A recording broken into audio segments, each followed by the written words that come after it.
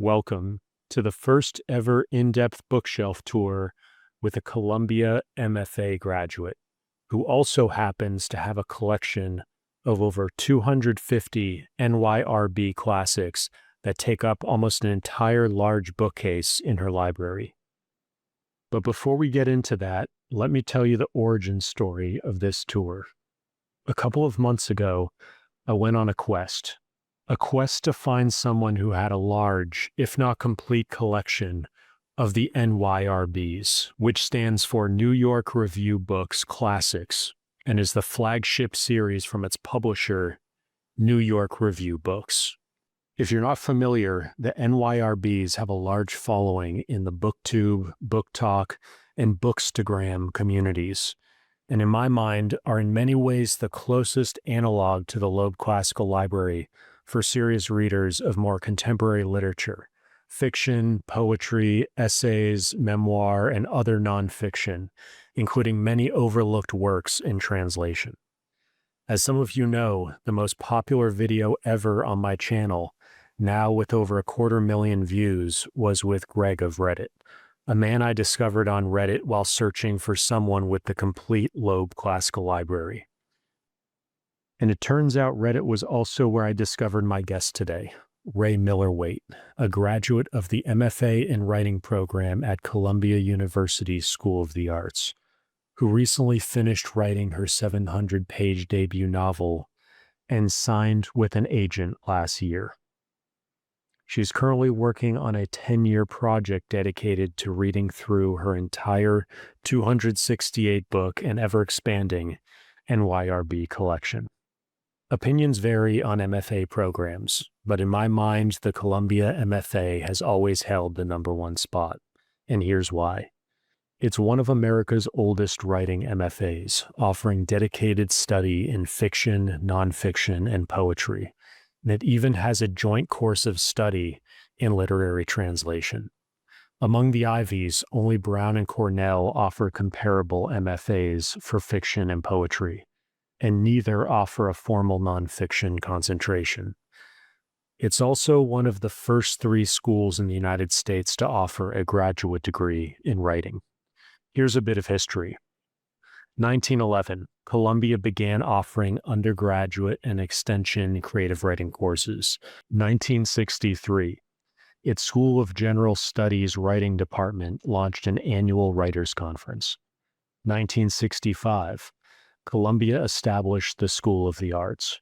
Its initial MFAs were in painting and sculpture, theater arts, and film/studio/TV, not writing. 1967 is when Columbia founded the graduate writing program, which offered MFA concentrations from the beginning in short fiction, poetry, the novel, and nonfiction. Plus, Columbia's writing MFA is unusual in the amount of credits you take over the course of 2 years, 60 in total, compared to about 40 in many other programs. You'll learn in this tour how Ray was reading on average 5 books a week and treating the MFA like a full-time job to get the most out of the experience. Also, the Columbia MFA cohort is much larger than most other MFA programs, over 100 students versus about a dozen or sometimes a few dozen in most other programs.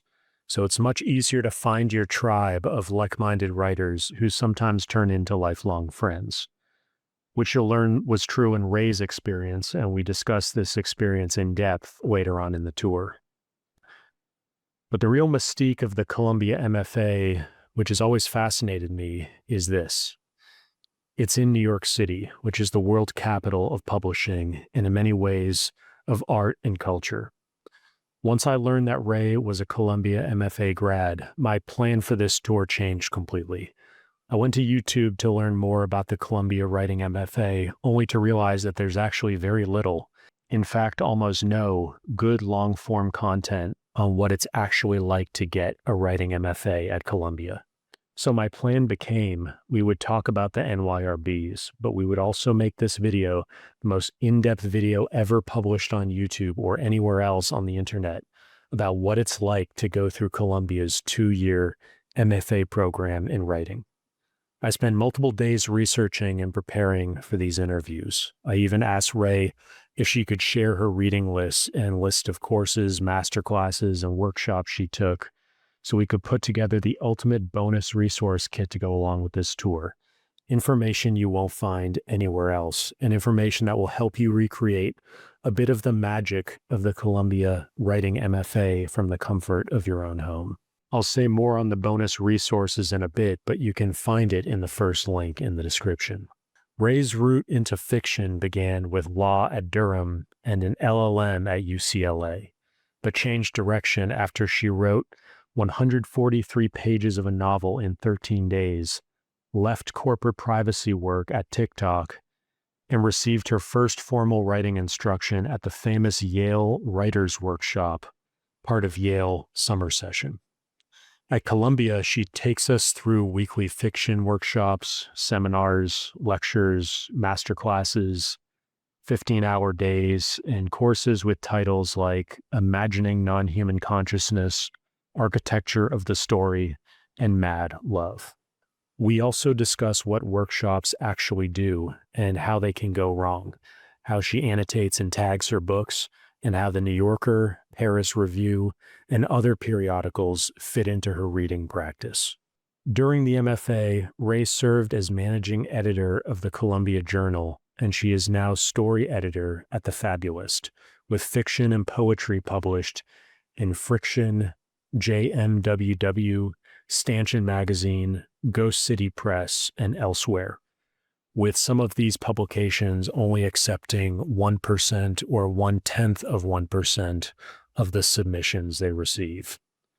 Whether you collect NYRB classics, read serious fiction, write or hope to write novels, or simply want to know what happens inside an Ivy League MFA, this tour gives you an unusually concrete way into that world.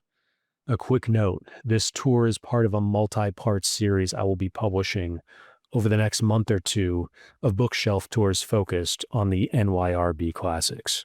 Make sure to subscribe with notifications turned on so you don't miss these tours, including one mega tour that is over 15 hours and features almost 3 hours just on NYRBs.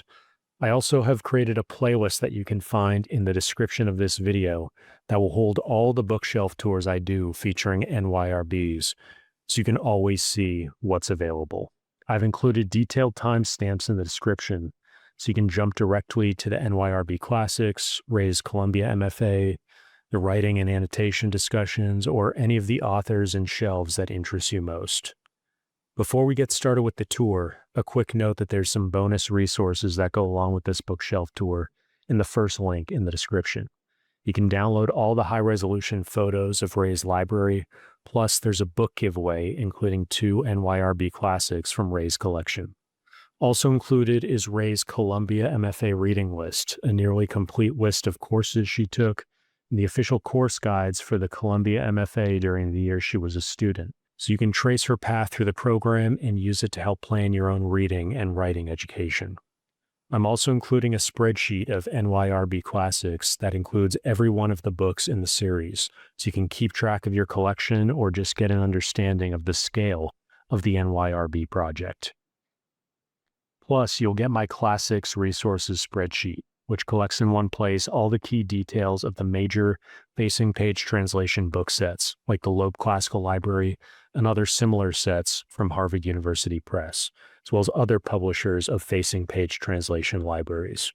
You also get a free book where I gathered all the best advice about how to manage your library and how to improve your reading from the 55 plus hours of bookshelf tours I've conducted over the past couple of years. Just click the first link in the description to get all of these free bonuses. Also, if you'd like to do a bookshelf tour with me, please email timothy@timothykenny.com. Lastly, a big thank you to all of my students for your continued support that makes these long-form bookshelf tours possible. There are 3 courses and 1 program that I teach that may interest you and are most relevant to the subjects we cover in this tour.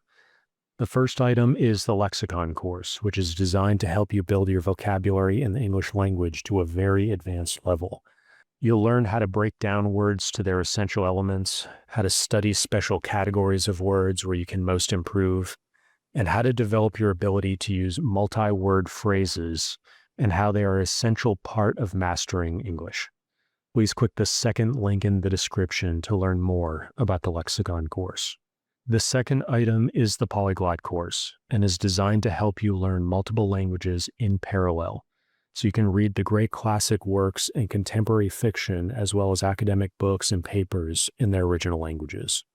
In this course, I share my unique methodology for language learning that solves all the major problems that cause so many people to give up on a language after a few weeks or months of study.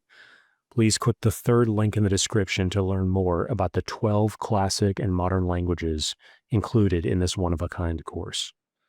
The third item is the Renaissance program, my guide to building an encyclopedic mind through the classics, the great books, and the best of modern knowledge. We live in a world that rewards specialization, so it can feel almost impossible to recover the kind of broad, well-rounded education earlier eras took for granted. This program gives you a lifelong framework for organizing your learning across history, geography, ideas, facts, literature, human nature, society, and the transcendent, so you can understand the major branches of knowledge, see how they fit together, and develop unique creative insights that are only possible with this kind of broad base of learning. Please click the fourth link in the description to learn more about the Renaissance program. The fourth item is my self-directed learner course, which will help you build all the skills required to pursue lifelong education through all the key steps like learning project organization, skill investing, research, reading and annotating, note-taking, memorizing, and putting your learning into action directly or through a program of deliberate practice. Please click the fifth link in the description to learn more about the self-directed learner course. If you'd like to learn more about my other courses, programs, and learning tracks, and how you can support the production of these bookshelf tours, please click the sixth link in the description where you can view my complete course catalog. And now, let's get into the bookshelf tour with Ray Miller-Waite. All right, so Ray, thanks a lot for agreeing to share your library with us. And I thought we'd start out with just saying a little bit about your background and then getting into the NYRBs here.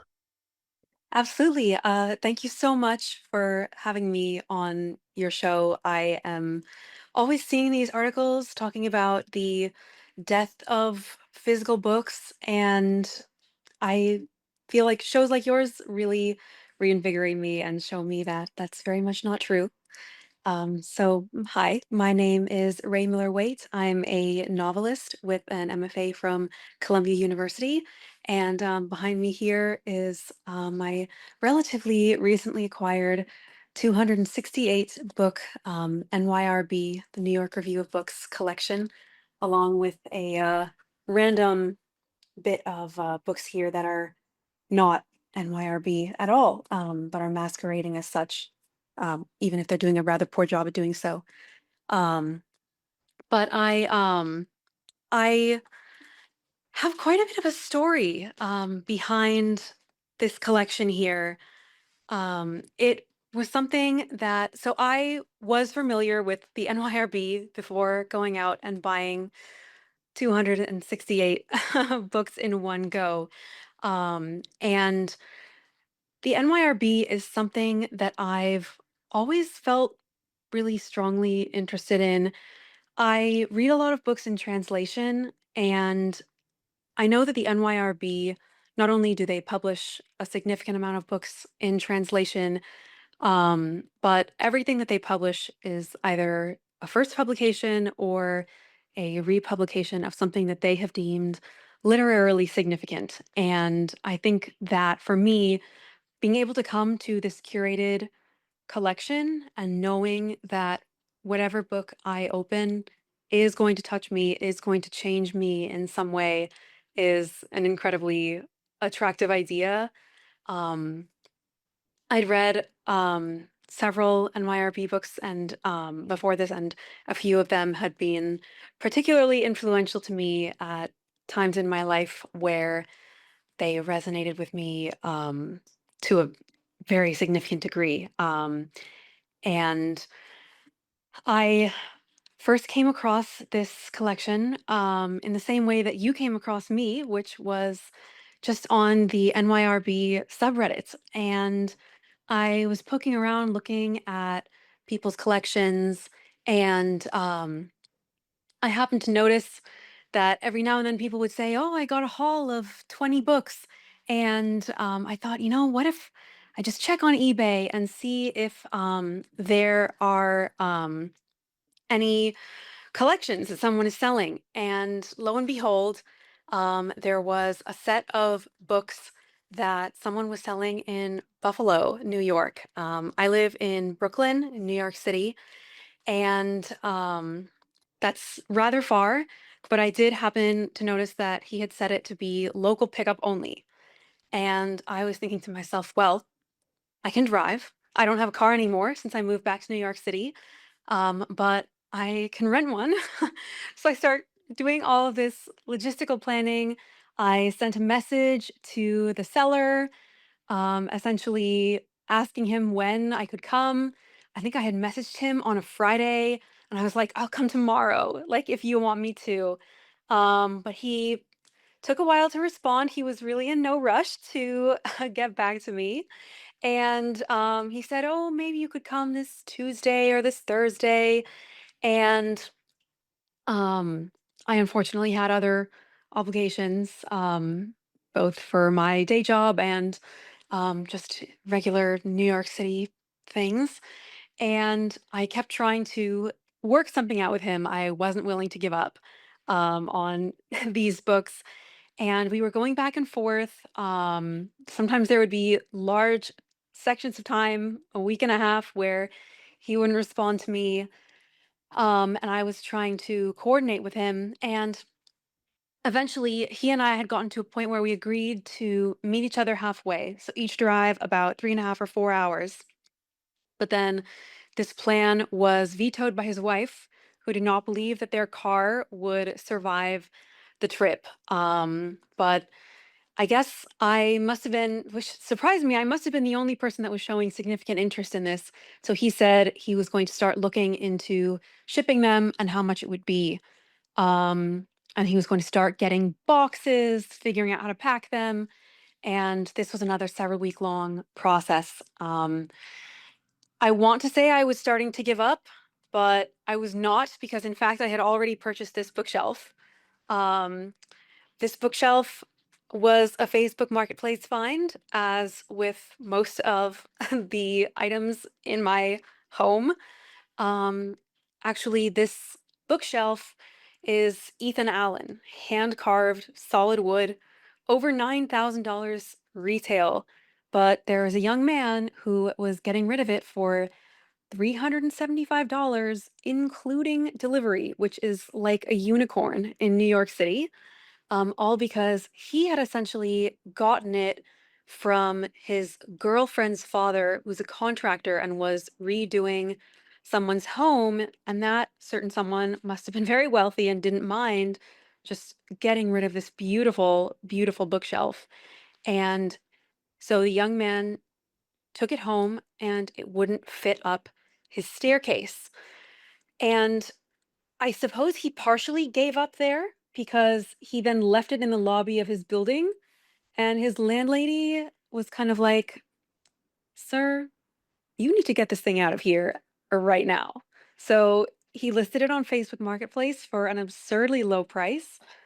And I saw it and I was like, we will get it right now. Like, I will, however you might be able to get it to us, we will take it.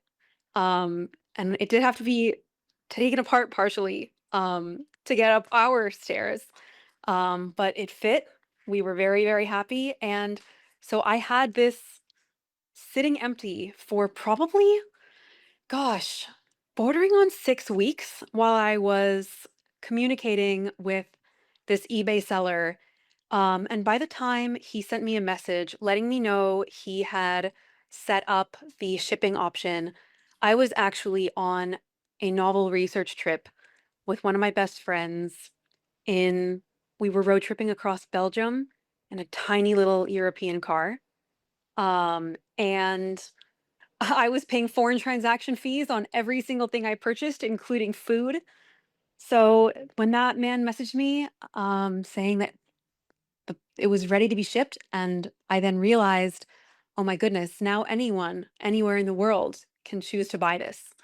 And so I started to get very nervous because I was on an 11-day European trip and my available funds had dwindled.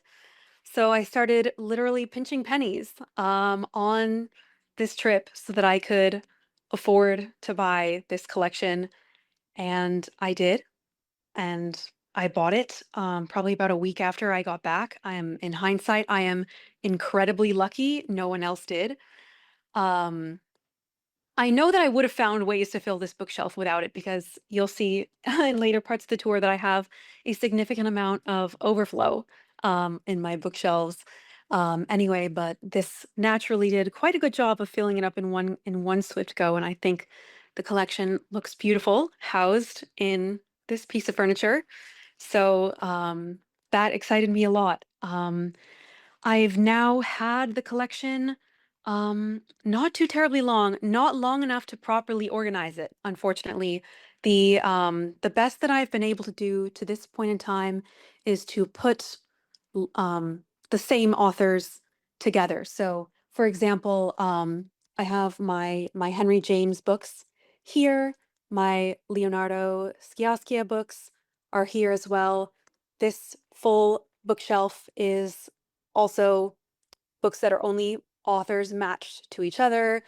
L.P. Hartley, Vladimir Sorokin, Olivia Manning, J.F. Powers, Richard Hughes, Guy de Maupassant, Elizabeth Hardwick, just incredible names that I cannot believe are all. And I also have this wonderful out of print Simenon collection, as well as the highly coveted, not all of them, but some of the first NYRB published books with the white spines. And someone had actually commented, being like, "Would you be willing to sell these?" And I was like, "No." Why would I get rid of them? Oh, I also have a couple of J.R. Ackerleys up Maybe you here. could pull one of those down the white spine and show people. Yes, absolutely. Yeah, so they're beautiful. They are just fantastic. And I love the colored first page. And they're actually in fantastic, fantastic condition. Um, Can you say anything about the guy? Like, did he have a background? Was he a professor or something? you know, I can't believe this, but I never asked why he was getting rid of it because I was afraid that he would think about it and change his mind. I just knew that he was getting rid of the books, and I thought, well, lucky me. And yeah, these the white spine books, they all have the illustrated covers as opposed to some of the later editions which have the photograph covers. Um, so yeah, these are Do you and know they all roughly can what actually have a years is that different? so the one that I had just pulled out to be a pilgrim was 1999. This one here is also 1999. This edition published 1999 by the New York Review of Books. Let me see if they're all around that time period. I've got 4, 5, 7, 8, 9, 11, 13, 14, and 16. And I wish I knew off the top of my head actually how many of these white spine ones there are, because now that I have this many, I kind of want them all. They are just so fantastic. Um, this one, I think will also, yes, it's also 1999. Um, they must have been just getting started publishing all the editions around then. But they are just so, I'm sorry, I know I set my recording one down, but you can see here they're just, and I feel like the colors are just matched so beautifully with the inside covers of these white spine ones. Let me see if this one was also that same year.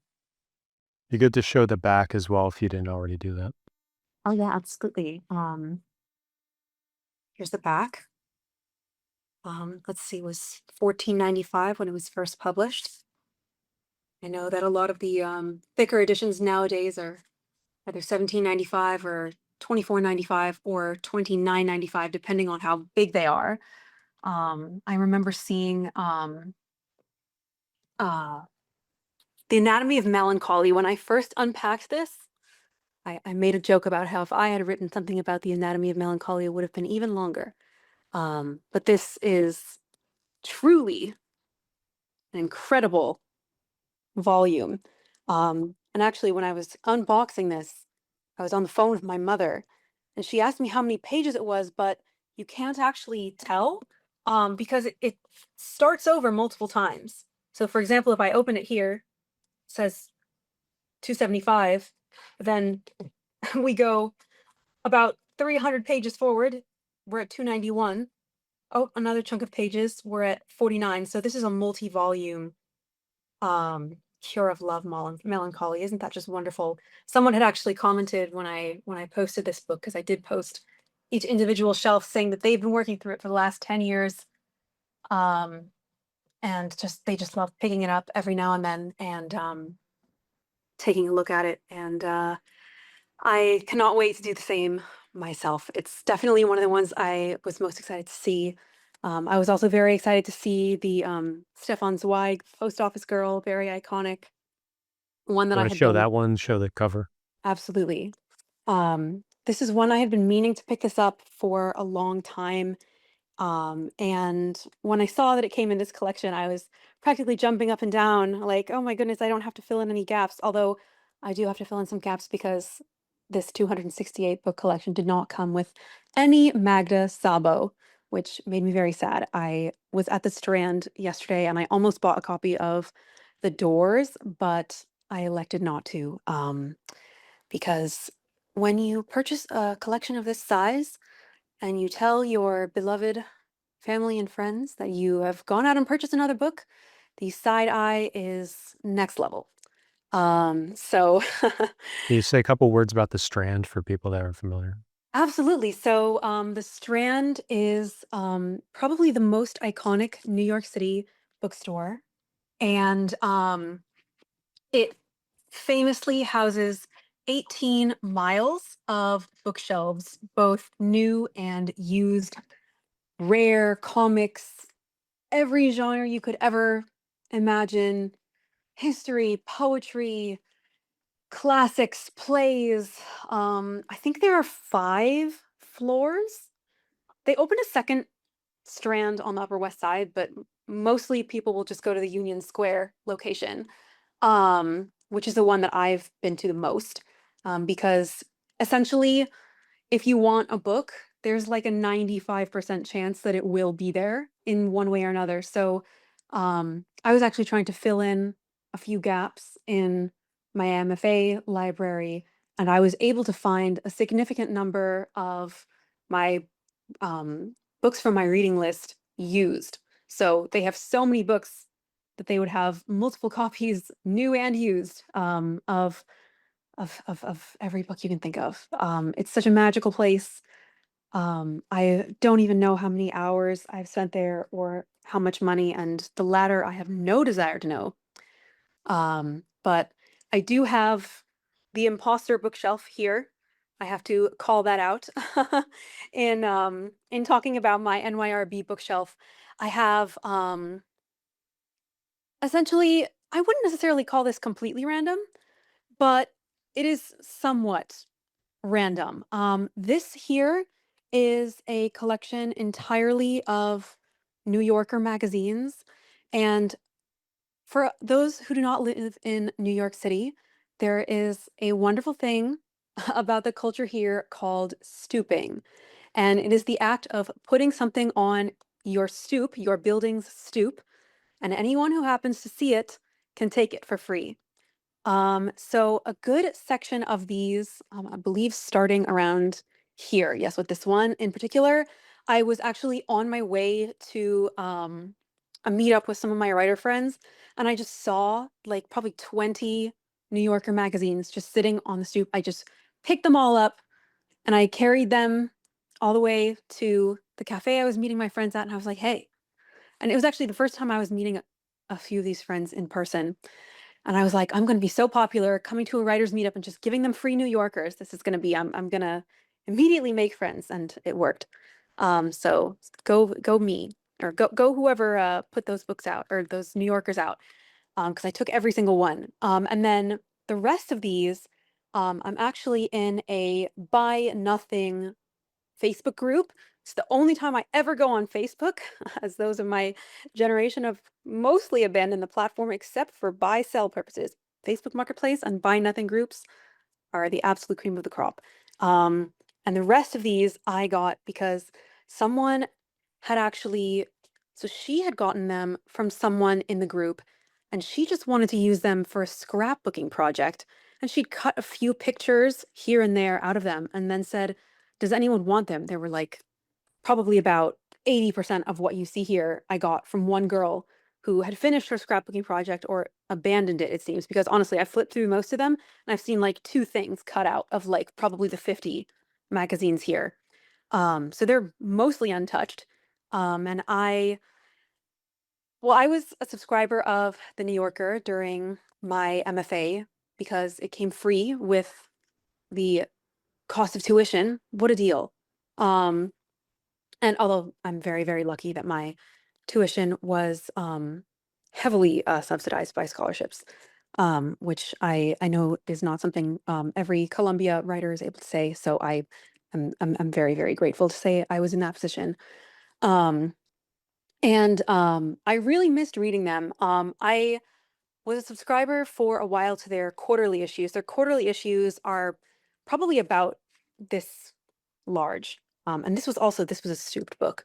Um, and so was this um, fantastic mass market paperback of Henry James's Portrait of a Lady. Just someone had had this just sitting on their stoop. Same with my wonderful copy, which the cover fell off, of Go Tell It on the Mountain by James Baldwin, which was already in a dire state before I had it. And then I underlined the life out of it. Actually, before my MFA, I did not annotate books in any way. And now I can basically can't read without doing it. I used to think that it was just sacrilege to put pen to a book in any way, but now I see it much more as an act of love, an act that it's a very active reading process.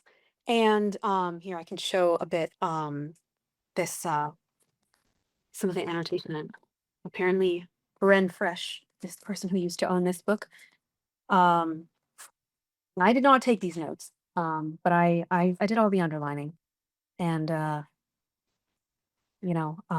basically just underlining sentences. And there's too much to underline, then I tend to bracket it, because it would be too much to too much to try to underline every single one, and I don't always have the steadiest hand, and sometimes it'll stray into the line.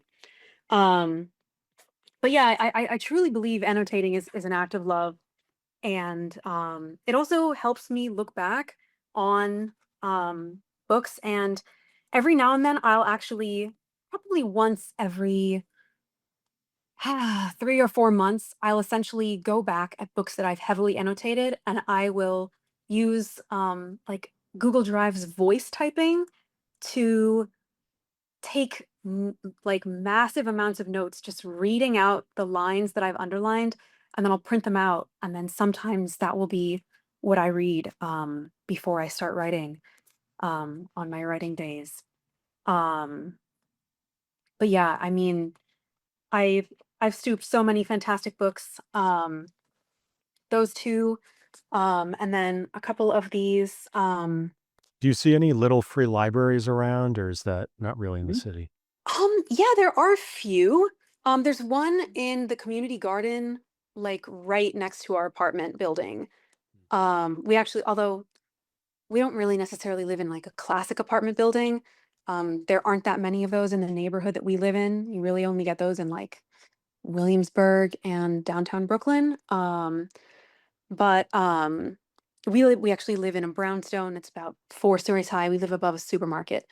And Actually, if we want to show the viewers the view out our Yeah. window of the other brownstones across the street from us, here on lovely Fifth Avenue. And I know I had mentioned to you earlier my collection of antique peacock items, of which I've got two in this room. Most of them are in the other rooms of our home. I've got this lovely little paperweight, as well as the stained glass, which when the light hits it is absolutely wonderful to look at. Oh, I should probably turn on my little library lamp. That's a fun little item I have. I think the whole fact that you're in sort of the heart of culture in NYC and also just geographically, you're really plugged in, and that's a key part of the mystique of the Columbia MFA. I think so. I mean, that is a huge thing that drew me to Columbia's MFA. But I will say, I mean, when I was going to Columbia, I lived on the Upper West Side because I wanted to be close enough to walk to school. And there were a few things that drew me to Columbia's program. Number one, it is an incredibly academically rigorous program for an MFA. Most MFAs are between 30 and 48 class credits over the course of 2 to 3 years. Columbia's MFA is 60 credits over the course of 2 years. Um, and I did not study English or literature in undergrad. I came from a family who very much preferred more practical pursuits over literature, even though that was my dream. And the only thing I really wanted in life. So I actually did something quite unconventional, and I went to undergrad in England, and I studied law. I believed I would stay there in England. Unfortunately, England sucks. At least where I was living in England, I was living 3.5 hours north of London, in a very small town called Durham. I was very enchanted when I visited there because part of the Harry Potter movies were filmed at that university. It is fully cobblestone streets. You can walk from one side of the city to the other in about 25 minutes. There is a massive cathedral, which has been voted the most beautiful cathedral in England for, I think, 15 years in a row at this point. There's a castle that is from the 1000s that I ate breakfast in every day. So that part of it was very cool. Um, I personally did not fit in particularly well with a lot of these students at that university. That university has a reputation of attracting a certain type of person, which I am not. That kind of person is, the British private school kids, a lot of sons and daughters of members of parliament in my classes, and they were insufferable. I won't sugarcoat it. There's absolutely no reason to. But anyway, I finished up my degree there because even though I was not particularly happy, even about a year in, I am not a quitter. So I then did an LLM, which is a Master's of Law, to convert my British legal studies because both America and the UK are what are called common law legal systems, which means that essentially case law is the prevailing source of information that is used as precedent. Obviously, we have statutes, laws, physical laws that are passed by legal bodies, but case law is very, very much taken into account as the word of the law.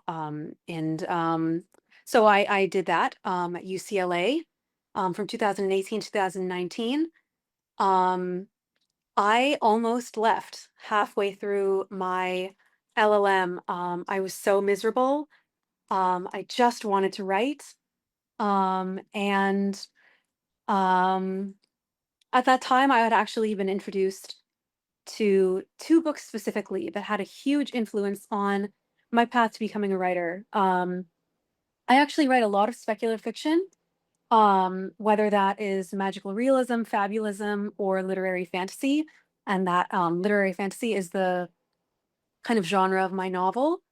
Um, and the two books that I had read that year were both fantasy novels that are really more bordering on that literary fantasy um, side of the line. And I just remember reading them, and I actually wrote 143 pages, about 41,000 words of a novel during my winter break that year, in a feverish 13 days. Um, and I was already looking into applying to MFAs by the time that I was graduating. Unfortunately, life has its obligations, and I had to pay bills. So I got a job in a legal field. I specialized in data privacy, and I got a job working at a children's privacy company. That was another one of my major specializations, privacy for minors, especially in the context of the internet and the Children's Online Privacy Protection Act, COPPA. And I was there for a short while before actually going to TikTok in 2020. They reached out to me on LinkedIn, and I joined their team when it was in its very, very young stages. And then COVID happened, and TikTok kind of went from this little app to the global social media um, front runner almost overnight. My job went from being not fun to completely unbearable. I'm actually, oh, I don't know if I should say this somewhere where it'll be posted publicly, but my TikTok NDA officially expired this month, July 2026, and I'm throwing a party where there will be a PowerPoint presentation, and none of my friends will be allowed to record, but there will be information that will be shared. And that will be a fun time. Um, I actually left my job at TikTok the day that I was accepted into my first writer's workshop. And I have over here on the wall, um, let me flip the camera, although I know that, look at our second camera here, videoing. This is like such a shoddy framing job. But I did the Yale summer session, the Yale Writers Workshop, in June 2021. And that was the first time I had ever done something entirely for myself. My family was not in favor of me leaving the corporate world in favor of literature. My my father was unfortunately very, very outwardly against it until I got into Columbia for my MFA. At which point he started telling all his friends and bragging, in classic Silicon Valley man fashion. Um, but after that, actually during the Yale summer session, I the professor that I was working with was an absolutely wonderful lady. But and obviously this was during COVID, so everything was completely virtual. And there were office hour drop-ins where we could speak to any of the other professors. And there was this one professor whose name is Mishka Shubali. He is a nonfiction writer. And during the introduction to the session, he had spoken, and I had just thought he was really, really funny. And so I dropped into his office hours, and we really, really clicked. Shortly after the Yale summer session ended, I kept in contact with him, and not too terribly long after, I asked him if he would mentor me, and help me polish up my writing and a few short stories so that I could submit them for MFA applications. For those of you who don't know, MFA applications are judged almost entirely by the quality of your writing sample that you send in with your application. So my undergraduate degrees mattered in the sense that I had passed. Um, and obviously they are looking for a degree of, academic rigor. I think that you have to have a certain GPA percentage, but they're generally not as high as you would think they would be, because yeah, they judge your application almost entirely on your writing sample. It's usually between 15 and 50 pages of written material, either a novel excerpt or a selection of short fiction. I submitted several short stories, both full length short stories and a few flash fiction short stories. And for those who may not be familiar, a flash fiction piece is generally a piece that is under 1,000 words, a full, complete story in under 1,000 words. I love writing flash fiction. I feel like they just kind of explode out of me from an unknown place of my body every time I sit down to write them. Actually, my two my two most highly regarded published pieces of flash fiction both were written in a single sitting. Um, and I hate to use this word yet again, but rather feverishly. The first one, I was runner up in a fiction contest for the Gateway Review back in 2022, and the second is is published in the JMWW journal, and they're both accessible from my website, which I can send you a link, and if you want to like put it in the description box or something, if So others are interested in reading. Sources of Yes, Light is the Gateway Review, and then Light Pollution yes, is the other one. yes, that's correct. Those were very fun to write. And funny enough, light pollution was the first piece of writing that I cried while writing. Um, this was obviously before my novel, which has generated tears many a time.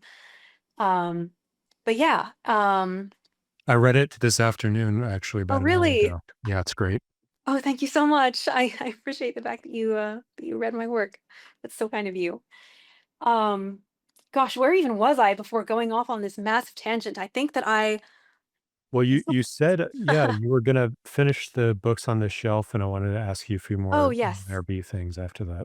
Absolutely. So yeah, this shelf here, I think I was just about to talk about these three lovely little books here that I just stooped last week from someone who I believe must have been a professor of music history, because first they live very, very close to the Brooklyn Conservatory of Music, which is on 7th Avenue in Park Slope. But they also had a lot of literary history books and just history books. So I got these incredible little volumes here: the Penguin Atlas of Ancient History, the Penguin Atlas of Medieval History, and the Penguin Atlas of Modern History. And actually, funny enough, most of what I picked up that day were records. So those are in the other room. But there was this incredible boxed Tchaikovsky set um, of records, which we took home. And I was a ballerina for most of my life. Tchaikovsky is my favorite composer. And so I was like, this is a gold mine. So I carried so many home. Um, so yeah, and then I think those, and then my Labyrinths by Borges copy was also stooped. And then oh, I have this lovely copy here of the selected poetry of Rainer Maria Rilke, which I might have mentioned to you very briefly earlier.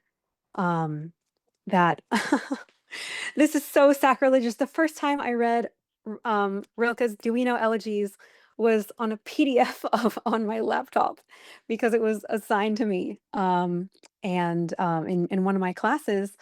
And I either checked out a lot of books from the library or our professors, knowing that we were asked to read about 5 books a week, during our MFAs, would literally send us PDFs of books.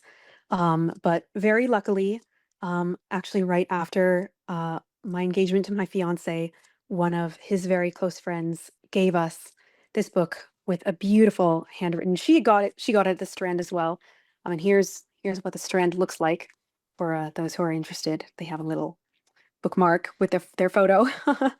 And, you can see some of their, locations.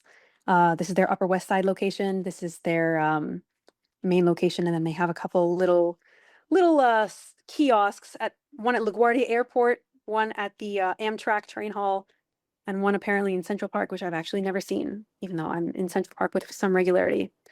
Could we But anyway, show the writing? Maybe we could move the book. absolutely. I'd Yeah. love to show you the Duino Elegies, which I think are probably some of the most beautiful pieces of writing just ever written by a person. So the Duino Elegies were written in 1923.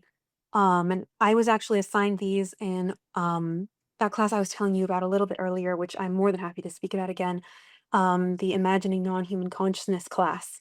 And reading these for the first time, I truly felt like I had just like learned how to read when I first read them. They're so touching. And would you like me to read Please just a do. book or stanza just so that our your wonderful viewers can get a taste of Rilke? So the first elegy begins with, "Who, if I cried out, would hear me among the angels' hierarchies? And even if one of them pressed me suddenly against his heart, I would be consumed in that overwhelming existence. For beauty is nothing but the beginning of terror, which we are still just able to endure. And we are so awed because it serenely disdains to annihilate us. Every angel is terrifying. And so I hold myself back and swallow the call note of my dark sobbing. Ah, whom can we ever turn to in our need? Not angels, not humans. And already the knowing animals are aware that we are not really at home in our interpreted world. Perhaps there remains for us some tree on a hillside, where every day we can take into our vision. There remains for us yesterday's street, and the loyalty of a habit so much at ease when it stayed with us that it moved in and never left." I'll stop there. I truly believe every person should read the Duino Elegies. They are transformative. Rilke wrote a lot about nature and the sublime. And during my MFA, I was kind of told that like the sublime is kind of like this idea of the combination of beauty and terror at everything that is not man. So I remember, gosh, there's a painting in um, this museum in San Francisco. I'm blanking on the name. Um, and it is this painting of a man standing on a very small rock while a wave and the entire landscape of the sea is just breaking around him. And that is what I always picture when I think of the term the sublime. Um, and just this idea of beauty and terror and awe at nature and the divine, what else, whatever may be up there, if anything at all, It's or a very even, famous painting. I think it's Wanderer Above the Sea Fog by yes, Caspar David Friedrich. yes, it is. Thank you for that. Um, Thank you for filling in that blank for me. I'm in your debt. Um, 1818.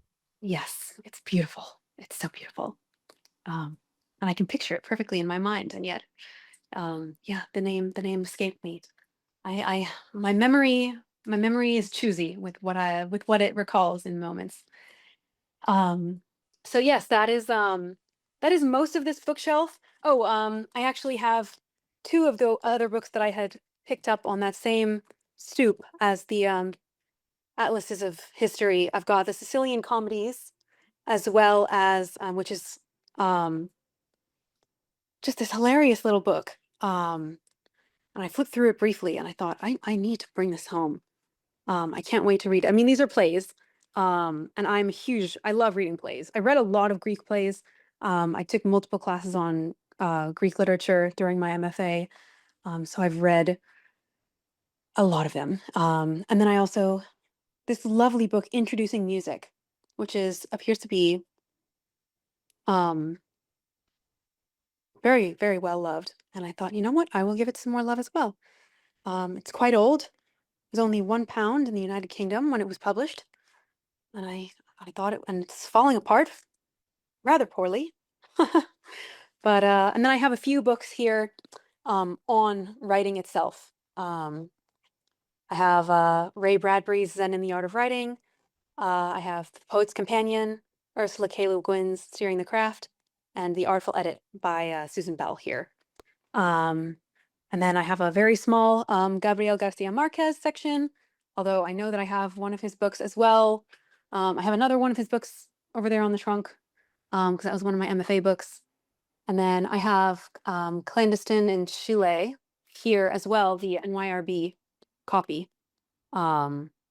So very, very excited when I saw this because I actually have not read nearly as much of his work as I want to. I've essentially only read 100 Years of Solitude and A Very Old Man with Enormous Wings, which is fantastic if you haven't read it. It's a short story, so it won't take you very long.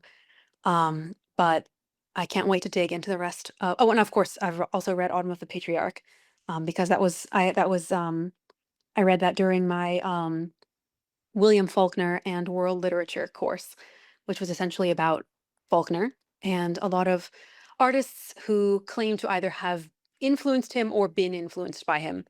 Um, and Marquez was one of the ones who fell into that category. So so I read that in that class, and it's wonderful. Just like I mean, and I think that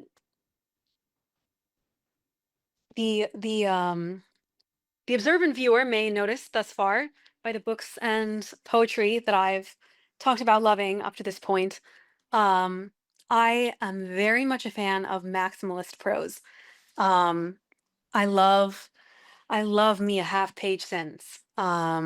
And poetic language, the rhythm and the music of a sentence, and just being able to see what writers are capable of doing with the art pieces that are words. That is what made me that is what made me fully throw caution to the wind and become a writer and pursue an MFA because I wanted to learn how to do that. I didn't want to just write stories. I wanted to write them in a way where, the craft of writing and the sound, the steps of the sentence were noticeable. And so for me, writers like James Baldwin and Garcia Marquez and Rilke, these are, and of course, oh my gosh, what would I do? Who would I be without Invisible Man by Ralph Ellison? Who would I be? I do not know. I read this in one of my classes during my MFA. The class was called The Picaresque Novel, which essentially means, oh, and I apologize for the background noise of my cat meowing. She has decided to join us. We actually have 3 cats because, well, we had 2, which is a rather normal number. And then we tried to foster a 3rd cat and we failed and kept her. What are their But names? this is Winona. Oh, she's very sweet. She likes to sit on my lap while I read. Um, and she also tries to chew on my plants, my desk plants, while I write, which is very annoying, but I love her anyway. You can see all my little writing desk plants over here. Um, but yes, she's making some noise now, so I apologize about that. But anyway, the other 2 are somewhere. I'm sure they will come around at some point. What are their Um, names? Do they have some people give, like, literary names to their I cat. actually, so Winona is the only cat we named. And that was just because we hated the name she came with. But the other 2 cats we did not name. Although uh, our first cat is named Frost, and that was the name he came with. And our second cat, or well, our third cat, is named Aspen. And there's a little bit of a literary story behind Aspen, and that is in my novel, the protagonist's best friend is named Aspen. And I was checking Facebook Marketplace one day, and I received an advertisement um, for an animal shelter that actually ended up being 2.5 hours away. So I don't know how it came to me. But there was a picture of a kitten um, who unfortunately was very obviously rather sick. And I think it was just it was randomly selected from their available adoptable animals. And I saw that this cat was like, "Oh, come meet Aspen." And I was like, "Oh my goodness, that's the name of one of my characters, one of my main characters, actually." And I was very insistent that I only wanted to foster her because we already had two cats, which is a lot of cats. Um, but I think that deep down, I knew that I would fail because I came across her page when we were about to go across the country from California to Florida for a friend's wedding. And I thought, well, we can't get a cat now. And she's actually part ragdoll, and that's a very popular breed. So I was very certain she would be adopted, even though she was sick. However, when we got back, I reloaded her page and saw that she was still available for adoption. And so I called the rescue just to check, and they said, "Do you want to come meet her?" And I said, "Sure." And I drove 2.5 hours in the middle of a weekday. I work fully remote. For those watching, I do have a day job. Um, but yes, my job thankfully allowed me to shuffle around my meetings to go pick up a random cat. Thank you to my boss. But anyway, yes, I got there, and apparently there had recently been some children inside that had scared a lot of the cats who were now hiding under the furniture. And then, after just a minute, she was one of only two cats to walk up to me, and she was shaking and coughing, and she couldn't even open her eyes all the way; they were so swollen. But the second that I touched her, she purred so loudly, and she just leaned into my hand as if she had just been craving love. And so I took her home. Actually, I took her straight to the vet. Didn't even go home first. And then slept on the floor for a week, nursing her back to health. So yes, naturally, it was a surprise to no one when we kept her. Um, but yes, even though we did not name her, the fact that her name had one of my characters' names is how we wound up with her. So there's that story. So you said a couple things. For me, I connect creativity and if its different manifestations, whether it's choreography for ballet or dance and composing for music, and then writing for the written word. And I was wondering if you had drawn any of those connections, or it sounds like you have, but maybe you could speak to that because I think that's really important. um, I mean, I have written a bit about the poetry of dance. Not in a while. I will admit that, I have not been a regular dancer for many years. I miss it dearly. Um, for me, I think what is a bigger influence on me than dance at this point in my life is music. And I actually write. I listen to music while I write, and I thank you. I I've essentially kind of curated a number of playlists for certain um moods in a way. So if I'm writing something neutral, I literally have a neutral playlist. I have a songs with no lyrics playlist. I have an anger playlist. I have a joy playlist. I have an angst playlist, a melancholy playlist. I have gosh, an action playlist. Um I have a sadness. Well, I already talked about melancholy, but I don't know, melancholy and just like sadness and despair, I do feel are very different.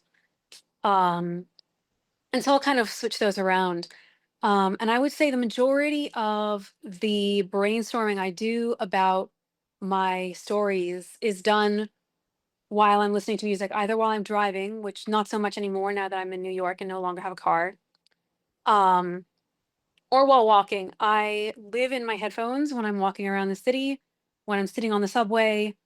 I'm pretty much never present. I am always in my own world, or we're various worlds of my own creation, thinking about stories, and the music really um, helps conjure creativity for me, and it's a huge driving force for me. So yeah, Were you I always like that, or is this something you discovered through the MFA? I was always like that. Actually, this is quite a silly little fact about myself, but ever since I was very young, I'm talking single digits in age, I I my favorite hobby would be to sit on my bed with my legs crossed, put on headphones, stare at the wall, and listen to music and picture stories in my head. Wow. And I did that like um through sorry, you may have to cut this out very briefly. Keely, our cat got her claw stuck in the curtain. So he had to change the viewpoint to to fix that. But anyway, yeah, so I that was I mean through high school, like into my late teens, and actually even in college, sometimes like after class, like that would be what I did for fun. I would sit down and I would listen to music, and I would daydream and think of stories. I also another somewhat unusual thing about me, um I narrate my I've narrated a lot of my life in my head for also the majority of my life, like since I started learning how to read. um it's funny enough, it's always in first person past tense, but I would say probably about 30% of the time I just have a running monologue internally, um of of what I'm doing and thinking, and kind of commenting on things that I see and conversations I'm having in real time, just to myself silently. So those are some fun random little facts. I mean, it's sort of part of the mystique to me about getting an MFA has always been you have to have maybe a sign when you're young that you're That you're a different writer. than that's all like Harry Potter, I'm thinking. But, like, I there's think so. something people because I think a lot of people, you have to have sort of the courage to invest in yourself with an MFA, and there's almost something, you have to, I was just thinking Martin Luther and how he had to, like, the lightning bolt, almost hit Yeah. him, but, Same thing so what apparently yeah. happened to Haruki Murakami during a baseball game, where he was like, I think I'm capable of writing a novel. And he just wrote one like in the next few months. And that was his first novel, like, oh gosh, what was it called? Like Hear the Wind Sing, I think. Um So did you Started ever have a moment or because it almost seems like the frustration of it's kinda funny because Martin Luther also his father wanted him to get a law degree, and that we all lightning bolt caved was what at some point. I no, I don't think there was a single isolated moment where I knew it was just kind of something I always did. I mean, I wrote a lot in high school for fun. Um, Sometimes it would be nonfiction, fiction. I wrote a lot of personal essays um, back when I was 18 and thought I literally knew everything that someone was capable of knowing, which is exactly how you know you're 18. Um, and yeah, I during my MFA, sorry, not during my MFA, during my undergraduate legal studies, I was primarily writing journals, nonfiction about my life, just like essays that I never showed anyone, about my friends who, now that I'm no longer friends with some of them, I can say were rather judgmental. The essays were. The friends were also judgmental though, just so we're not making that divide because there is none. Um, but Are you Yeah, and pretty then introverted and or pretty no, social? actually, it really it varies. I think I'm quite the ambivert. I definitely need time by myself to read and to write and to listen to music and to recover from social interactions, but I hate being alone for significant stretches of time. Um, COVID was miserable. I don't really like working remotely. For the like the fact of working remotely is rather difficult. However, I'm willing to put up with it because it allows me to travel all the time. And also I see my writer friends every Monday right smack in the middle of the day. And I see another writer friend every week on either Tuesday or Wednesday. We post up in a coffee shop, and it allows a certain flexibility in my life that a regular in-office job does not have. And I'm very, very grateful for that. But the lack of social interaction on a daily basis is very difficult for me. And that's actually part of the reason I moved back to New York City. Because during my MFA, I obviously lived in New York City. That was from 2022 until 2024. And then my fiance and I moved back to California. Um, and I finished my novel. I signed with my agent. And then I was like, I need to be back in New York. I just felt like I was missing out on life.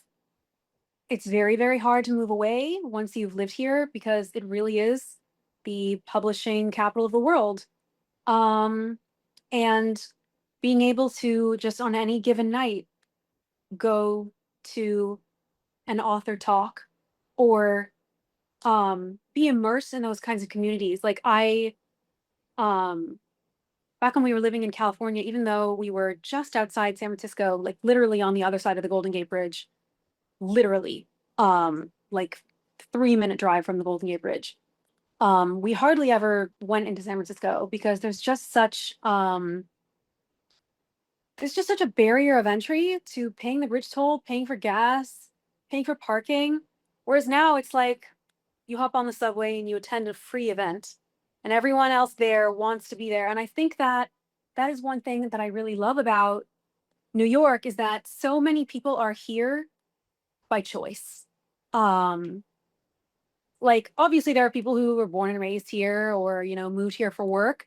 But so many of the people, especially the artists, um, are in New York City because they wanted to be in New York City.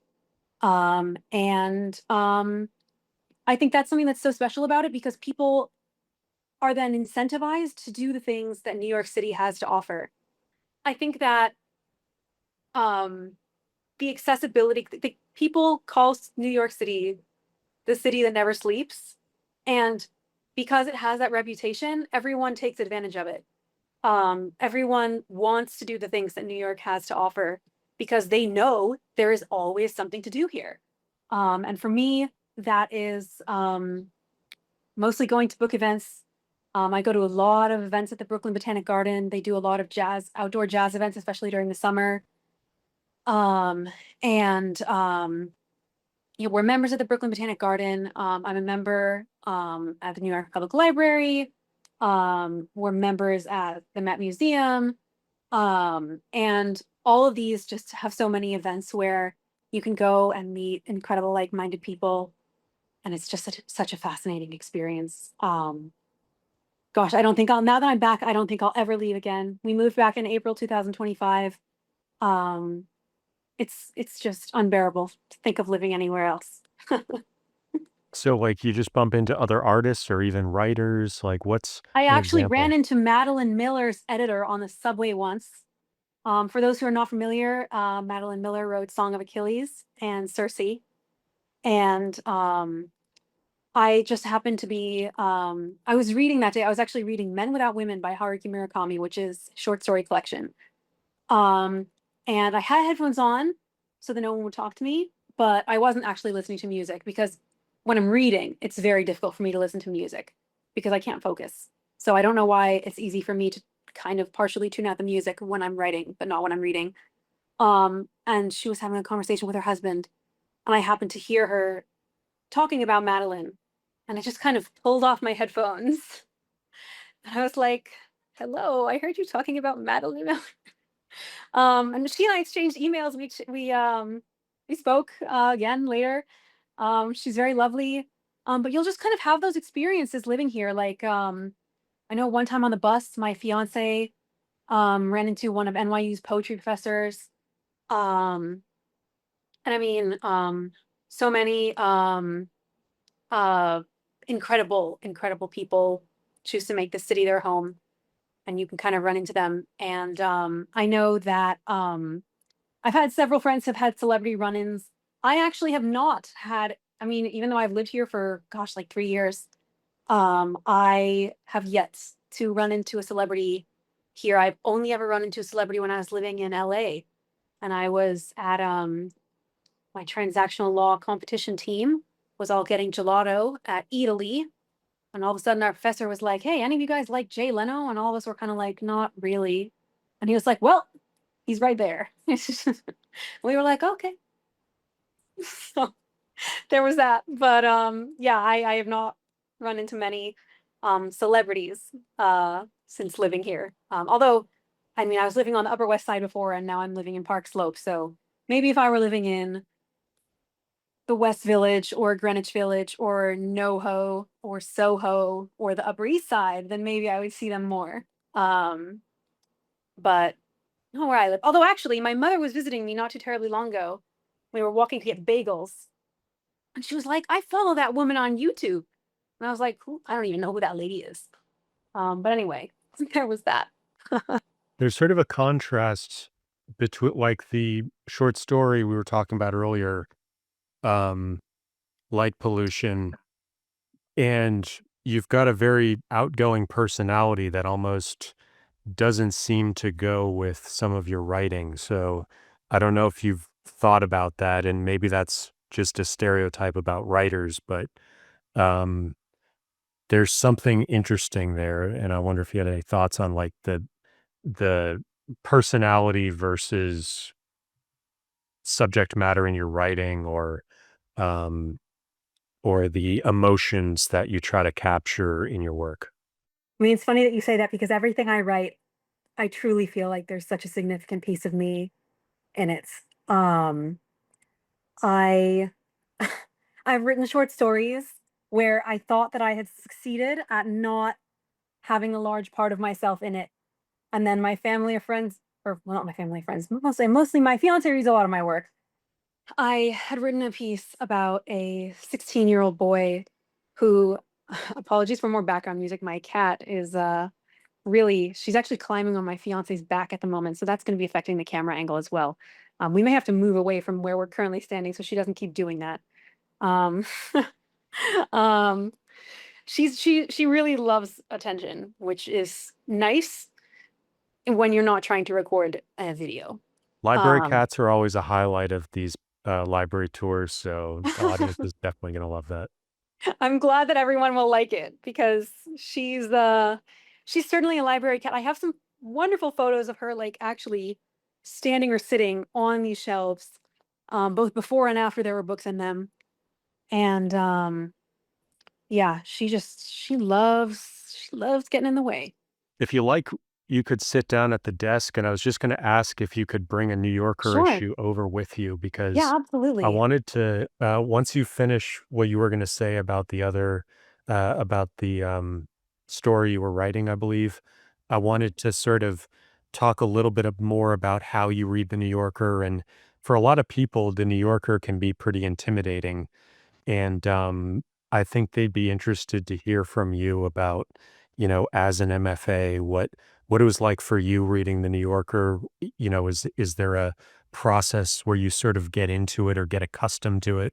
Because, when I was reading the New Yorker for the first time, it was this very intimidating thing. And if I hadn't set myself a project to read it every single week for a year, and I was gonna force myself to do that no matter what, I don't know if I would have naturally acclimated. I think that coming to it at a later time in my life, than you did was probably, like a more helpful entry point to being like accustomed to it. I think I started reading it more actively in either 2021 or 2022.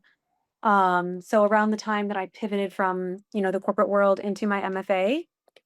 But I think especially in, MFA programs, the New Yorker is obviously very, very highly regarded. And, many people will say it is like that is like the sign of making it as a writer, being published in the New Yorker, that is the pinnacle. And I have several professors that have been published there, and even regularly, and one of my favorite professors actually. And so I think going in, there's this expectation that if you're in an MFA program, you've probably already been reading the New Yorker for a while, and if you haven't been, you should have been. And if you haven't been, you need to now.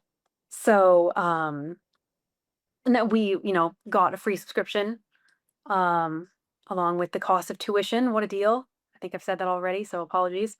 But Paper or online? online. Okay. Online. I mean, a lot of the stories that we'd be assigned to read for class were published in the New Yorker, so it was important for us to have access to it. Were And these like so contemporaneous stories that had just come out, or? not always. No, some of them Okay. would be quite old.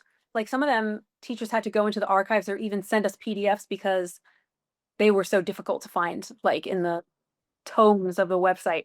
Because once you become a member of the New Yorker, you can access their full archives. And so sometimes that was a very fun activity. That still is a very fun activity, just literally going through and just clicking on a random year, a random issue, and just reading what they have. So People are going to want yeah. to know who these professors are. Could you say one or Oh two yeah. names? Well, one I know is relatively regularly published there. There's Laura Vafniar, who's one of my absolute favorite professors. I took two classes with her during my time there. Um, Which ones? uh, I took Architecture of a Story and Building a Scene Oh, nice. with Laura. And she actually, we did not get to choose our thesis readers, but she ended up being assigned to read my thesis. And I could not have been happier that it was her. And she has some really, really, truly wonderful things to say about my writing, which fueled me at a time in my life when I just finished the second draft of my novel and I was feeling very down on myself and very like, oh God, will this process ever end? And that really helped me. But Richard Ford also teaches at Columbia. He wrote Independence Day, which is the only book to ever win the Pulitzer and the National Book Award in the same year, Well, obviously. And uh, gosh, our other professors, Sam Lipsyte is a professor at Columbia as well. Adam Wilson, Rivka Galchin, um, uh, Victor, gosh, well, I'm blanking on his last name. He's the one who wrote The Changeling, which just got turned into a show. I actually, part of the reason I attended Columbia was because I really wanted to take a class with him. Um, and he was on administrative leave the entire time I was there producing his TV show. And I was Laval. like, come on, man. Yes, Victor Laval. Laval. Um, and so I emailed with him a few times, and that's about it. Um, Nalini Jones, Carrie Bertino. Um, I mean, the faculty there is truly, truly incredible. I think, Columbia University being an older private university has no more significant. Columbia University is the second largest landowner in Manhattan. True fact. I don't know who the number one is, but I know that Columbia is number two. So they, to my luck, have a lot of money to throw at professors and say, come teach here. Um, And I don't know if you ever talked to them about this, but they must have their own, everything you said about being in the heart of culture in New York City, they must also benefit from that. And so there's a synergy. there definitely is. I mean, it's so much easier to do events if you're in New York City. Like to talk to readers, to reach readers, to be invited onto, podcasts or panels. Because there's this wonderful website called bookevents.nyc. And you can actually just go onto that, pick any borough. So those who may not know, there are 5 boroughs of New York City: Brooklyn, Manhattan, the Bronx, Staten Island, and Queens. And you can choose what borough, you can choose the date, and you'll see all these book events that are happening. Everything from like, oh, we're going birding from this, and the author of a bird book is doing this. We're talking about birds in Brooklyn Bridge Park with this author of a bird book, and he's going to be signing his book. All from like book launches, discussions about books, reading groups. Um, it's truly wonderful. I go to them all the time. So I'm very, very lucky to take advantage of that and to know about these resources as well. And we live like about a 15-minute walk from the main branch of the Brooklyn Public Library. But of course, there are neighborhood branches of the Brooklyn Public Library and the New York Public Library everywhere. Um, so in every borough. So in every So when you, neighborhood. so when you pick up an issue of the New Yorker, how do you approach it? What do you do first? I always read the fiction first. Um, I I read more fiction than any other genre. I'm kind of trying to venture more into the nonfiction realm. Um, but I always read the fiction first. And then for these very, very slim issues, there's generally only 1 to 2 short stories in these, whereas their quarterly issues, they'll have multiple. Um, so I'll read the fiction first, and then I go to the poetry and then the criticism. And and then if I've really enjoyed everything I've read, honestly, sometimes I'll just keep reading. I'll just keep flipping around and seeing like what else there. I think this magazine, I specifically put this issue in the front because the I really, really loved the story that was in this issue. Let me see if I was right about this. Do you want to come here and show the audience this issue? Because um oh yes, this one's beautiful. This is Natural History by Claire Sestanovich.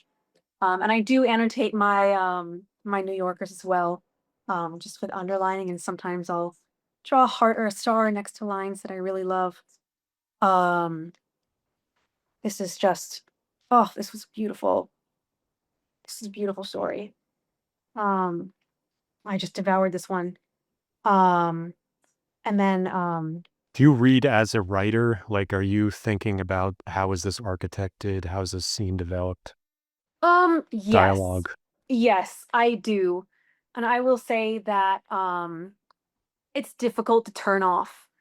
Um, I do get really absorbed in an engaging story, of course. Um, and but I will say that that writer part of my brain, I don't think it ever really shuts off. Um, so sometimes, the immersion can be broken if I come across a really beautiful sentence because I'm like, oh my gosh, I have to underline this. Which is why I usually just keep a pen in my hand while I'm reading, so I don't have to have that moment where I break the immersion in my reading. Um, so yes, to a long answer to a short question, yes, I do read as a writer. And then, so I think that covers the New Yorker, unless you had anything else to say about that. Um, Not really. I mean, the New Yorker is not the only literary magazine out there worth subscribing to. I will say that I was a subscriber to Paris Review for a long time, and I intend to subscribe again. I'm also a subscriber to the Kenyon Review. Yeah, I mean, I none of my works of fiction have been published in any of those massive international magazines. So smaller literary journals are always fun to read. There's newer and emerging voices that are great to check out. Um, I love Cut Bank. I love Friction. Um, I love Gateway Review. I love Booth. Uh, Swing is great. That's by Porch at Tennessee University. Um, Columbia Journal is great. I was the managing editor there during my MFA. And we have absolutely is like the quality of work that's coming across our desks is, it's incredible. Um, so yeah, don't the New Yorker's not the only literary magazine. I'll leave it there. So we'll get to the Paris Review and some of the other ones on your shelf over there, Yeah, but my other bookshelf in the other room. this might be a good point to talk a little bit more about your editorship and how that influenced you, what you learned from that. Gosh, I mean, this is probably going to be one of the shorter things I talk about.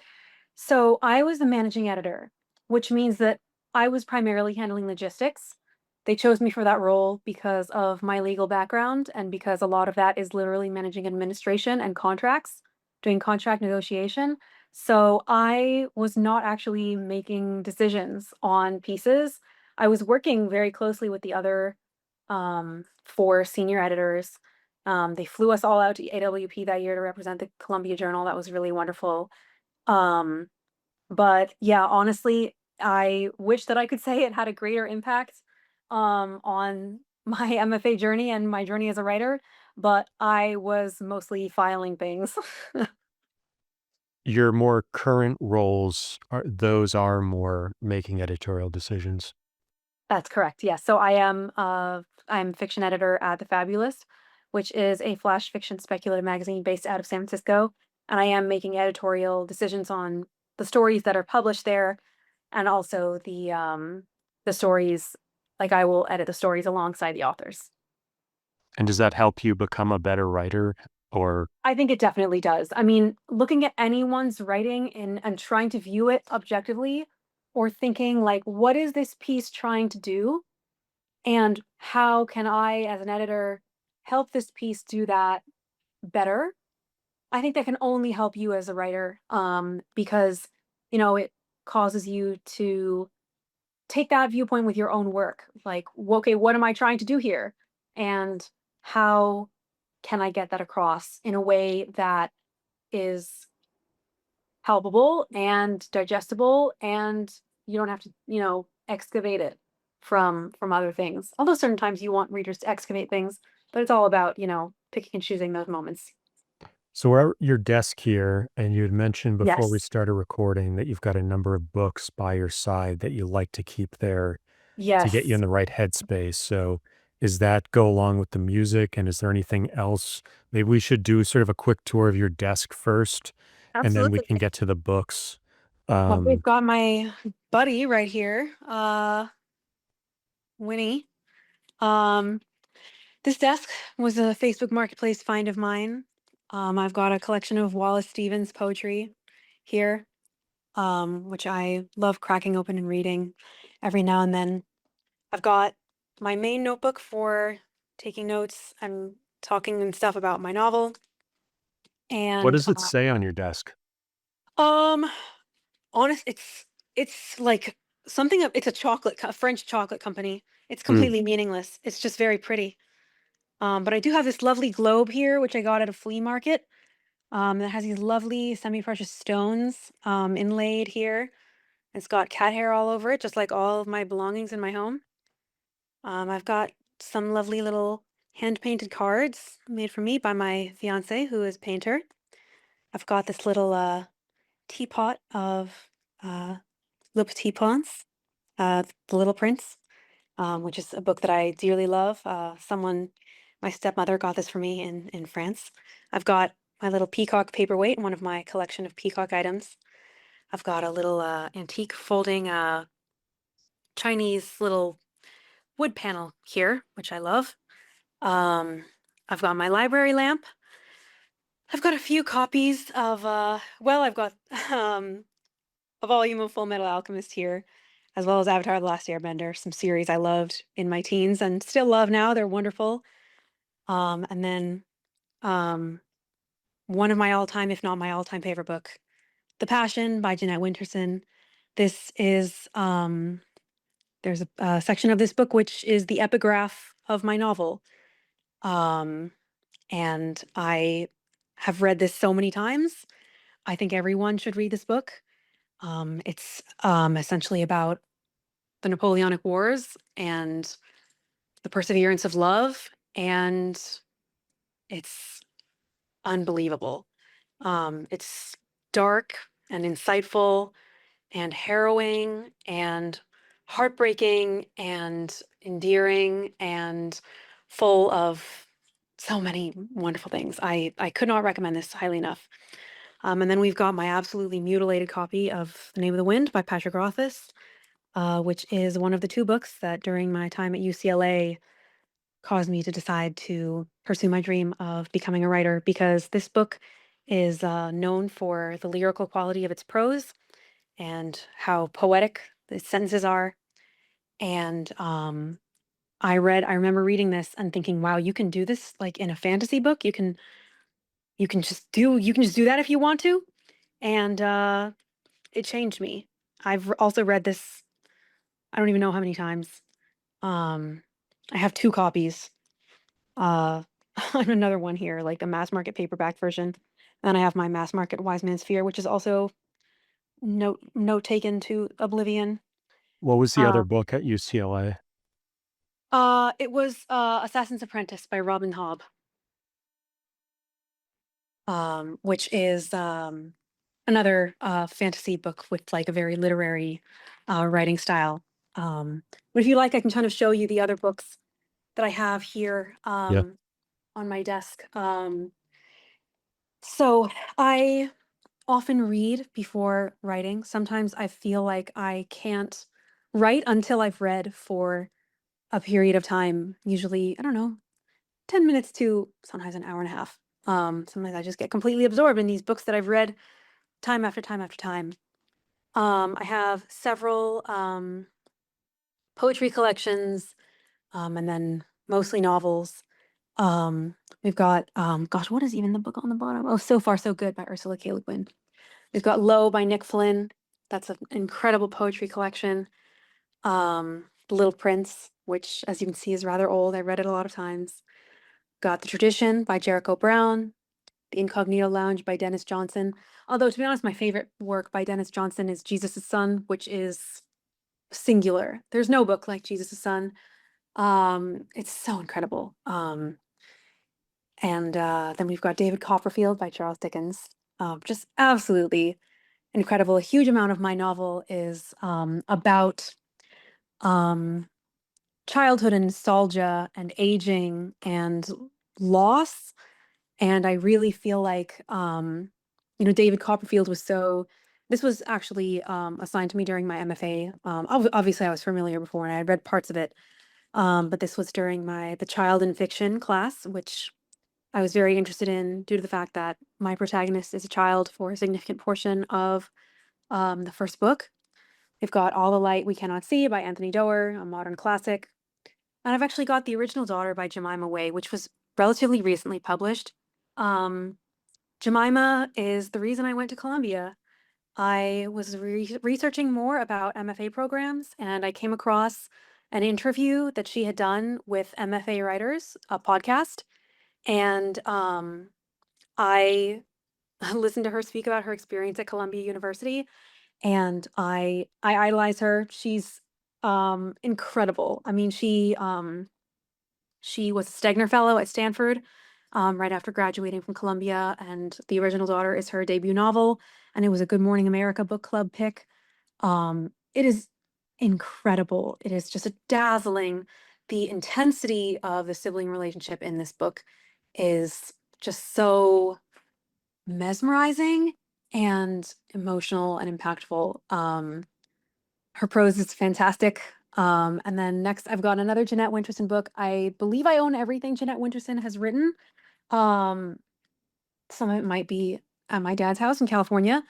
And then I've got two NYRB books here. And I think I was telling you earlier that the three NYRB books that influenced me the most before I bought the collection, I truly feel like that trio of books could sell me anything. And those three books are A Month in the Country by J.L. Carr, Stoner by John Williams, an absolute classic, and then The Peregrine by J.A. Baker, which I have both NYRB covers of, and I'm very happy. I don't mind that it's a duplicate. I'm keeping them both. Um, yeah, these three books could literally sell me anything. And I read them at very different times in my life. I read A Month in the Country actually right before starting my MFA. And I'm not sure how familiar you are with this book, but it's kind of about how you're never really able to identify the preciousness of a time in your life until you're no longer in it. And how the things that are the most important to you are often only so in hindsight and can be so incredibly fleeting. And funny enough, someone recommended this to me as like a summer read. And I read this on the train. Actually, we were going up to Buffalo to do a fossil dig for my birthday that year.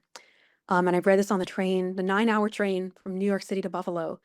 And I was just like staring out the window, like crying, being like, who recommended this for this reason? I didn't regret reading it even 0.1%. I believe everyone should read it. It's beautiful, beautiful, and so simple and so effective at what it does. Um, and but it's just incredible. And then the Before we Pear get to those Grimm, other two, sorry. you said something interesting about the fossil dig, and that was for your Oh, birthday. And yes, something we talked about before we started recording was that you, with the NYRBs, that was a birthday gift to yourself. it was. And maybe you could talk a little bit about that. And yeah, Absolutely. Yeah, maybe this pattern of like we can go back to the getting shelf for a certain second. gifts for yourself so that and they're like learning gifts. So it's sort of a learning project that you set up for yourself and it's associated with your birthday. Absolutely. I mean, well, the fossil thing was because I'm a dinosaur nerd and I always have been. And I just wanted to go on a fossil dig. But with regard to the NYRB collection, I think that books are one of the only item that is also an experience. So, as I get older, I tend to want physical things less as gifts and more experiences, things that will become, memories rather than, a piece of jewelry or a dress or whatever. Um, Although I do still want those things. I don't want to be totally dishonest. And I um I was so excited about getting these for myself because it's a milestone birthday. Next month I turn 30. I've actually been chronicling the last month of my 20s via a brand new Substack. So maybe we can put that link in the description too. Definitely. If this video is posted before my 30th birthday, I have no idea when it will be up.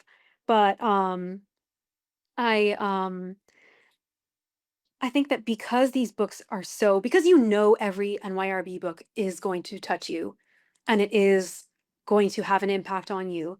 The idea of this series, this purchase, this collection shaping and impacting who I am and who I become over the next decade was incredibly exciting to me and was something that was just an idea that I felt very attracted to.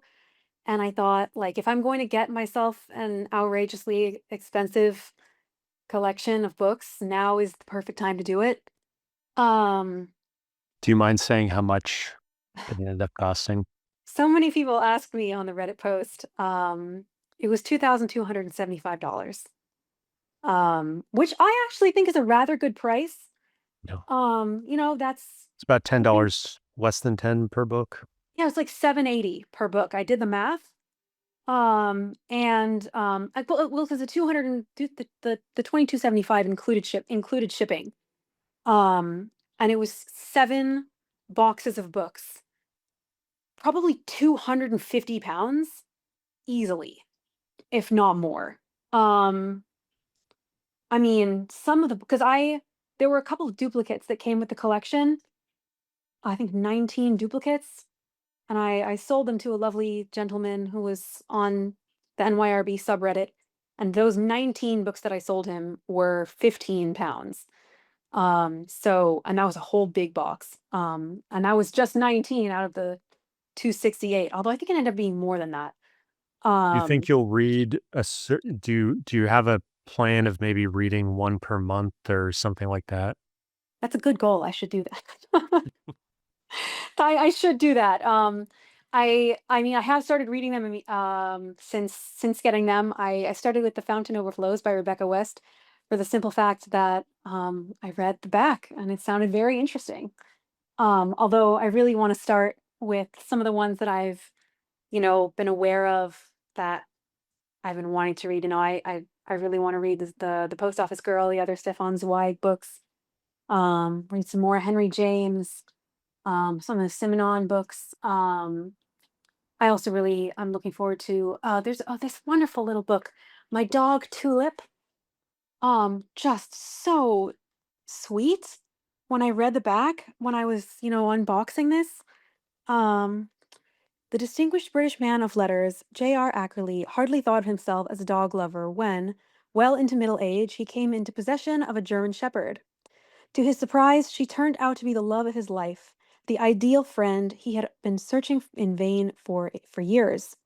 My Dog Tulip is a bittersweet retrospective account of their 16-year companionship, as well as a profound and subtle meditation on the strangeness that lies at the heart of all relationships. In vivid and sometimes startling detail, Ackerley tells of Tulip's often erratic behavior and very canine tastes, and of his own fumbling but determined efforts to ensure for her an existence of perfect happiness. And I think I really want to read this book next, right after I finish The Fountain Overflows, because actually, a little bit of personal information. My mother's dog, who is, in many ways my dog, a member of my family, um, unfortunately is has terminal cancer at the moment. And she only has a few weeks left. And just thinking about what we do for our pets and our dogs, especially to give them a perfect existence of happiness.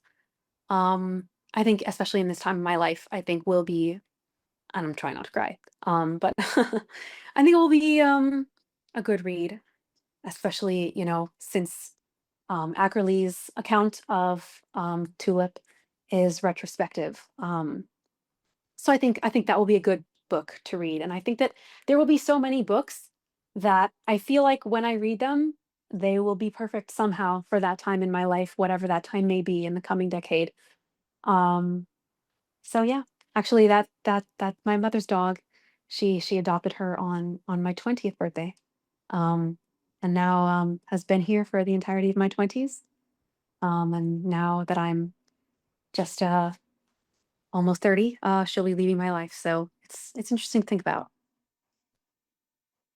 So there's two other books you are going to tell us about, Oh, and what did I two other NYRBs, the sort of Oh trifecta. yes, the Stoner and the Peregrine, back down here. Um, and yes, so A Month in the Country, like I said, I read that just before my MFA. And I think that was such an interesting time to read it because, my MFA ended up being such a whirlwind time in my life that I now look back on with such incredible fondness.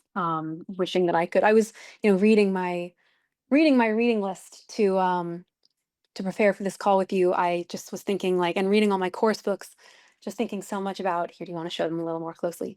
About how desperately I wish I could go back and do it all over again and take more classes.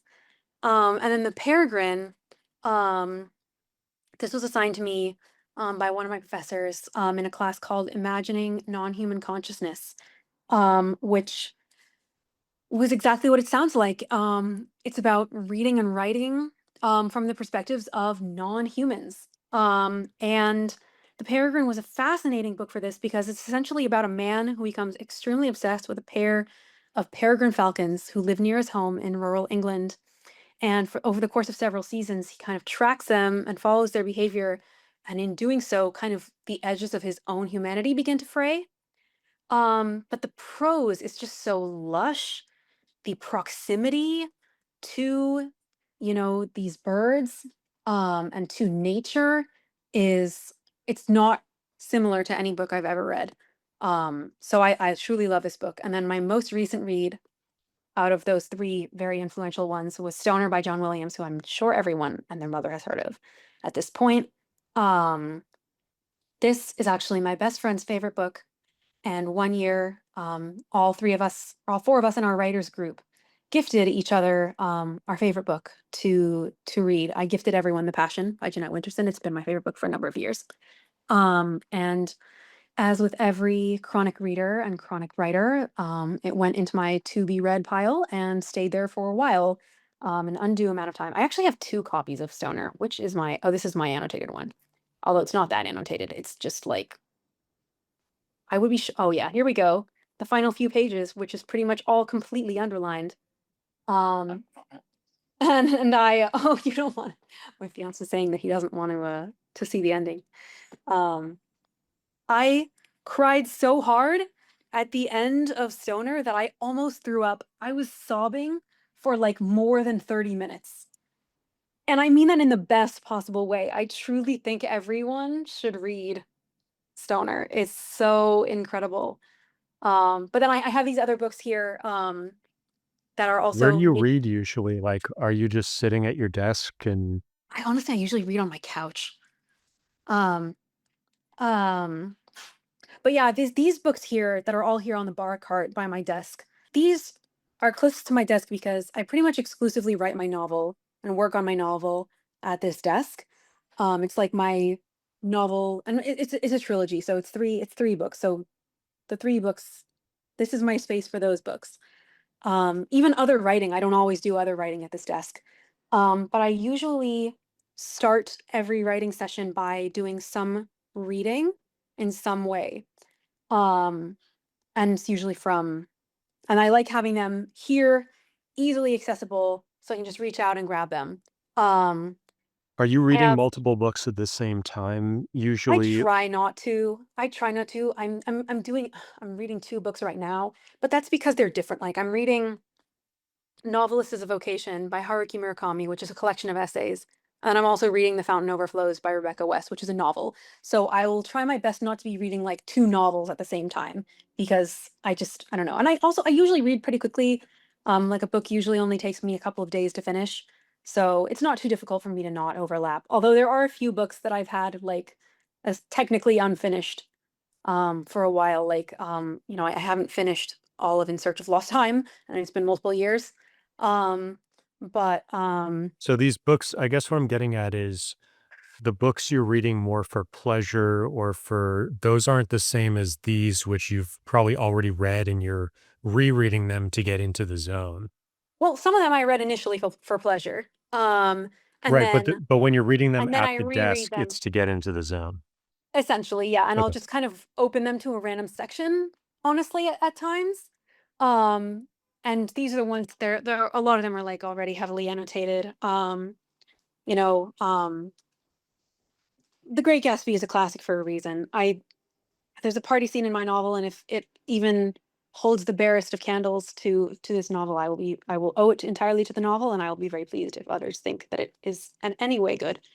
We've got Swan's Way, of course, which, as someone who is very interested in nostalgia and childhood, this book I read in the first year of my MFA. This was assigned to me.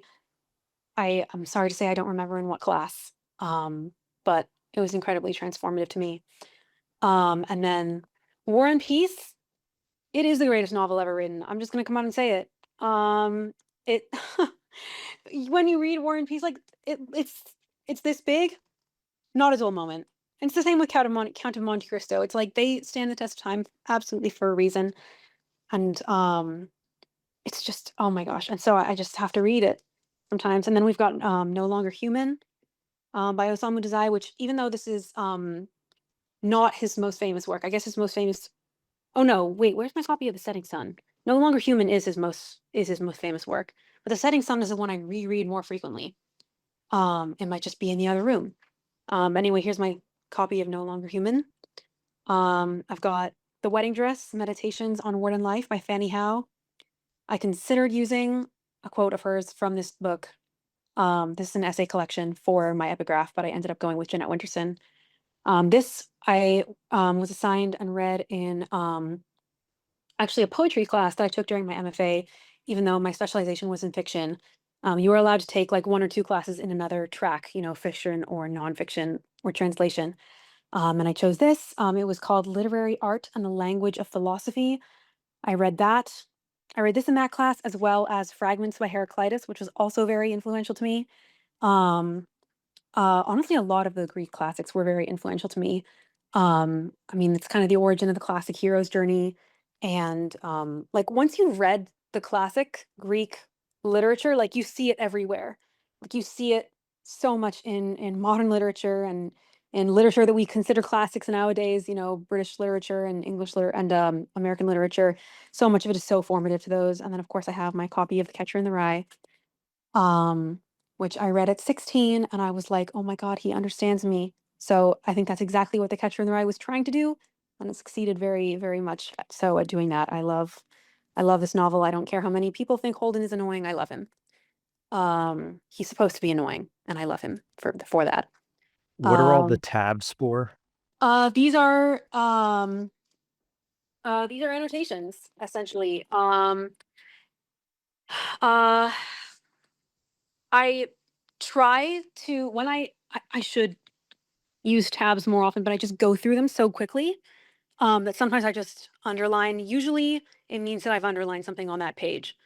Um, and oh my gosh, I can't believe I've just opened to this passage, which is just incredible, incredible. This You want to passage from read it? Swan's Way. Yes.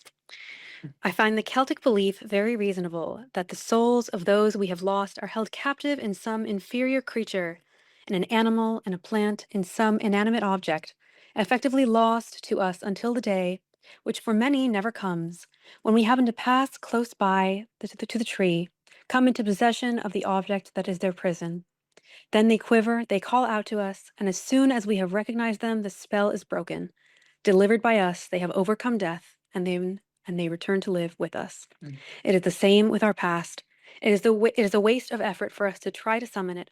All the exertions of our intelligence are useless. The past is hidden outside the realm of our intelligence and beyond its reach, in some material object, in the sensation that this material object would give us, which we do not suspect. It depends on chance whether we encounter this object before we die or do not encounter it. And I've starred that. I haven't just underlined it. I starred it too because I was like, oh my God. When I first read that, I was like, that yeah, this book truly was a huge influence on my novel. And then of course I've got the Roth's books here. Um, multiple every Roth's book. There aren't that many. And then we have My Brilliant Friend by Elena Ferrante, which, when this was named by the New York Times as the #1 best book of the century in the summer of 2024, I literally went around telling everyone, "Ha, I told you, I told you." Um, this was also recommended to me by my best friend who I met on orientation day at my MFA, and I was actually just one of her bridesmaids at her wedding this past summer.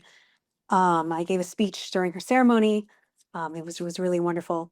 But I remember I'll never forget what she said when when she told me to read this and I first started reading it. She said, "I'm so jealous that you get to read this again for the first time." And I fully agree with that. I truly feel that there is no better book in existence that better captures the experience of being a girl and of being a woman. And obviously, this is a quartet, and I feel that way of all four novels. But it is so beyond nuanced. The closeness that you get with this book, obviously, with the narrator Elena and her best friend Leela, who is the brilliant friend for whom this book's titled. Obviously, this is fiction, although many believe that it is only partially fiction, and that Elena Ferrante is a pen name because some of the characters in this book are believed to be mafia, and she's trying to keep herself safe from them.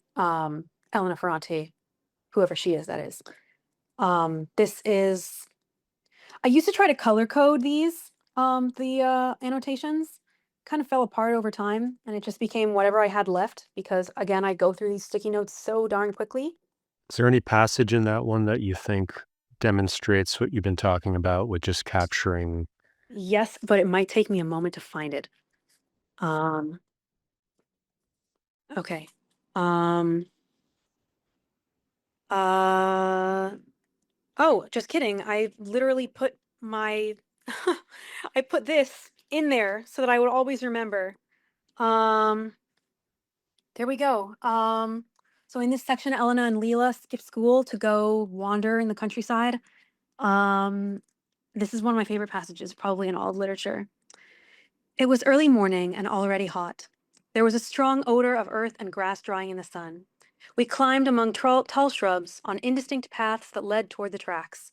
When we reached an electrical pylon, we took off our smocks and put them in the school bags, which we hid in the bushes. Then we raced through the scrubland, which we knew well, and flew excitedly down the slope that led to the tunnel. The entrance on the right was very dark. We had never been inside that obscurity. We held each other by the hand and entered. It was a long passage, and the luminous circle of the exit seemed far away. Once we got accustomed to the shadowy light, we saw lines of silvery water that slid along the walls, large puddles. Apprehensively, dazed by the echo of our steps, we kept going. Then Leela let out a shout and laughed at the violent explosion of sound. Immediately I shouted and laughed in turn. From that moment, all we did was shout, together and separately, laughter and cries, cries and laughter, for the pleasure of hearing them amplified. The tension diminished, and the journey began. So that is a beautiful passage, one of my favorite from this book, from any book. And then I've got a couple of poetry collections here from two out of my three favorite poets. Where is Kaveh Akbar? I should have Pilgrim Bell over here, and I don't. Um, Ocean Vuong, who I've had the absolute pleasure of seeing speak at an event in San Francisco. I've got War of the Foxes by Richard Seikin. I also had Crush at one point, which I lent to a girl and she never gave back. So that's a lesson, a life lesson for all you book lovers. Never lend people your books. I'm just kidding. Don't lend them to strangers that you might only see once. That was the issue. Is that she'd come over to my house to be painted by my roommate. And yes, she never returned. And she took my copy of Crush with her into the world. I hope she's read it. I hope she loved it. Then I've also actually got this lovely book on poetry prompts by Tyler Mills, who teaches, I believe, at the University of Arizona. But these are incredible prompts. They basically all start with a poem, and then they'll kind of talk to you about, or well, they'll start with a prompt, and then they kind of show you an example of an author doing something around those lines. But it's very, very specific. For example, in this one here, it says, this prompt invites you to investigate the way that Audre Lorde's movement song enacts movement through the pitter-patter of prepositional phrases. And then for number one here, we have, think about times you've left one place or state of being to go to or experience another. This could be a city, a town, an apartment, a home, a lover, a friendship, or a school. Jot down two places you've left and, if this relates to you, one relationship, romantic or friendship, you've left. And then, it kind of goes even deeper into that. What are some words that relate to travel in one way or another? And then another thing here, go to a cooking website. Click around aimlessly for a minute on the recipes. Jot down two kinds of food or food words that you found. And then it kind of helps you create a poem from there. And I've created some of my favorite poems that I've written. And I'm not a very good poet, but I wish I were. And I've written them here. Because it'll kind of have you, oh, and that notebook is upside down. It's not empty, I promise. But you kind of write down, the things, it'll basically always ask you to think about something or notice something. So I always do that first, and then write the poem second, which it's not a good poem. So the viewers don't pause there and try to read it. But I promise my fiction is better. All right, so we're back now for session 2, and we're picking back up where we left off, talking about your MFA books. So where would you like to get started here? Yeah, absolutely. I have them here, still stacked where they were previously. Let me see if I can balance this here. Yeah, so I think we talked a little bit about the Peregrine, which I have 2 copies of now, which I'm very happy about. I'm keeping them both. And how and we spoke a bit about, I know, some of the classes that I took, which I had a list of them here, which now seems to be elsewhere. It's okay. I remember the names. I've been looking at them over the past few days. And so that book was assigned to me in a class called Architecture of the Unreal. Oh, wait, no. it was in Imagining Non-Human Consciousness. Architecture of the Unreal was another fantastic class that also ventured into the speculative every now and then. So the class was essentially based on this quote by Thomas Nagel about like, what is it like to be a bat? And this philosophical, it's an essay that he wrote, basically delving into whether humans can ever truly understand what it is like to be a bat. And he ultimately concludes that the world of a bat is so beyond our comprehension that there is no way for us to accurately know or describe or have access to that experience. Because, you know, they see differently, they hear differently, they hang upside down when they sleep. What does that do to a brain? You know, and how they communicate with each other, their thought processes, like every aspect of being a bat is so far removed from the human experience that anything, it's conjecturing. It's like almost pointless in a way. But as we humans do, we conject. And so that whole class was essentially about perspective, non-human perspectives. So we were reading, you know, and a lot of it was that we were reading was actually nonfiction. We read a lot. We read some of Jane Goodall's work. We read some work by, oh my goodness, I'm blanking on her name. It's this woman who did a lot of research on cows. Yeah, I know here, Temple Grandin. Temple Grandin, yes. We read some of her work. We watched, you know, documentaries. And then we also read Grendel by John Gardner, which is actually Beowulf from, you know, the beast's perspective, which is named Grendel. And one thing that was actually really fun is in preparation to read this novel, Grendel, he wanted to make sure that all of us had read Beowulf. And so he invited our entire class up to this inn in upstate New York that was near his home. And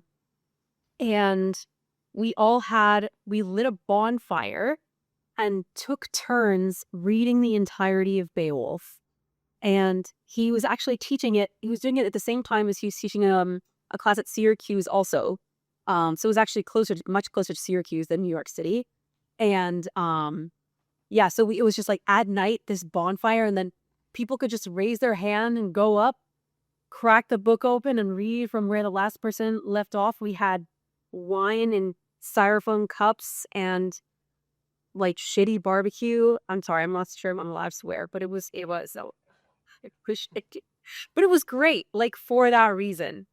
And I really enjoyed it. And there were several people who had not read Beowulf before, and it was a fantastic way to experience that story for the first time. And part of the reason he wanted to do that is because, you know, Beowulf was originally an oral epic, and so we were all basically telling the story to each other. So I think that's a very fun little MFA story, MFA experience. Like, you know, you're in art school when we take a train up to this place in the middle of nowhere, read Beowulf around a fire. My clothes smelled like smoked for, like, I had to get it dry cleaned.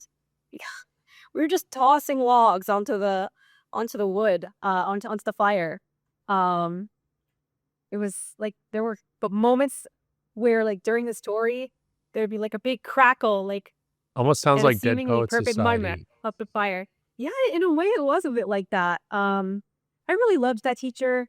His name is Benjamin Hale. He is incredibly charismatic. He's like a very eccentric professor, like one of those people that, like, you meet them and you're like, yeah, this is an arts professor. But he was so passionate every lecture he delivered, and I know that he teaches that class every year. So teaching the same class with the same amount of passion year after year, I know is not easy. So, but I love that class. And I don't know if I have any of the other works here, like immediately that I studied that we read in that class. But Grendel is actually incredible. The prose is amazing. And, we are looking literally at this epic story, from the perspective of a monster, from a villain. And it actually switches. The perspective switches partway through. Spoilers if you haven't read this several thousand-year-old story after Grendel is killed. It switches to his mother's perspective. Because, again, spoilers if you haven't read Beowulf, the mother also gets killed by Beowulf. So, we get two monsters in one book.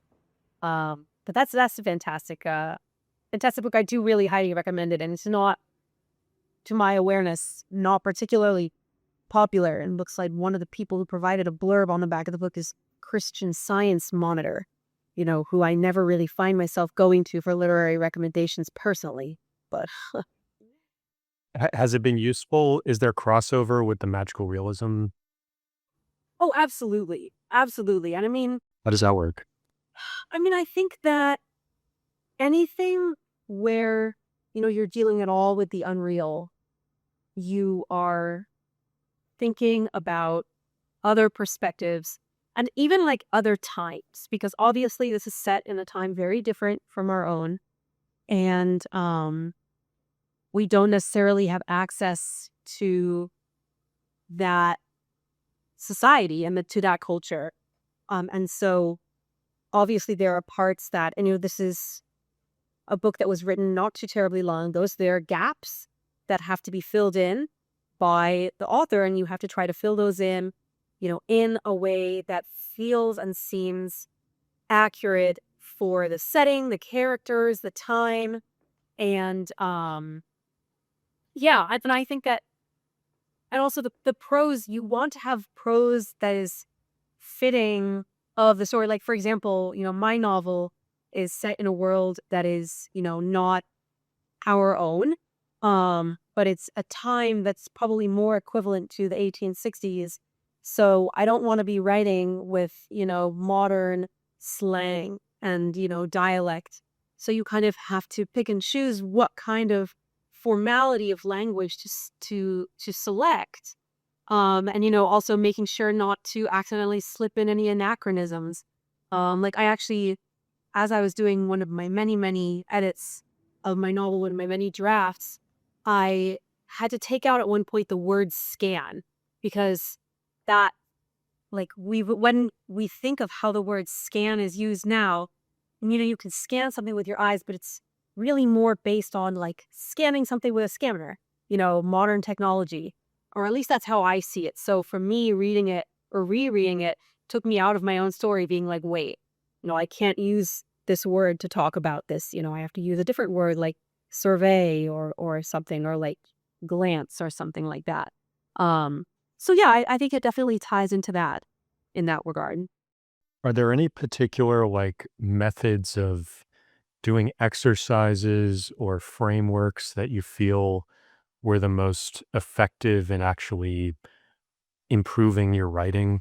Reading. Just reading. Rating, yeah.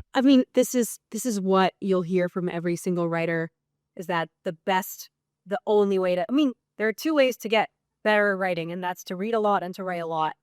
But yeah, I honestly feel like exposure to a lot of different types of works, especially in my MFA, works that I might not have known about or might not have picked up on my own, exposing me to, writers from different parts of the world, different cultures, really, really widened my ability to come up with interesting material, I think, or talk about it in interesting ways. Could you talk about the different types of, one of the things about Columbia is the number of credits, and there's different kind of things you do each semester to get those credits, and there's sort of a different type of class or workshop. So could you Yeah, explain so I each think type there? yeah, so we have seminars, the seminars, lectures, master classes, and workshops. And every semester you have to do a workshop for your concentration. So in Columbia, there are 3, in the Columbia Writing MFA, at your School of the Arts, there's fiction, nonfiction, and poetry. And you have to take a workshop each semester in your concentration, which essentially means that once a week, you are critiquing other people's work. And usually every 3 to 4 weeks, you would hand in your own work to be critiqued the next week by your peers.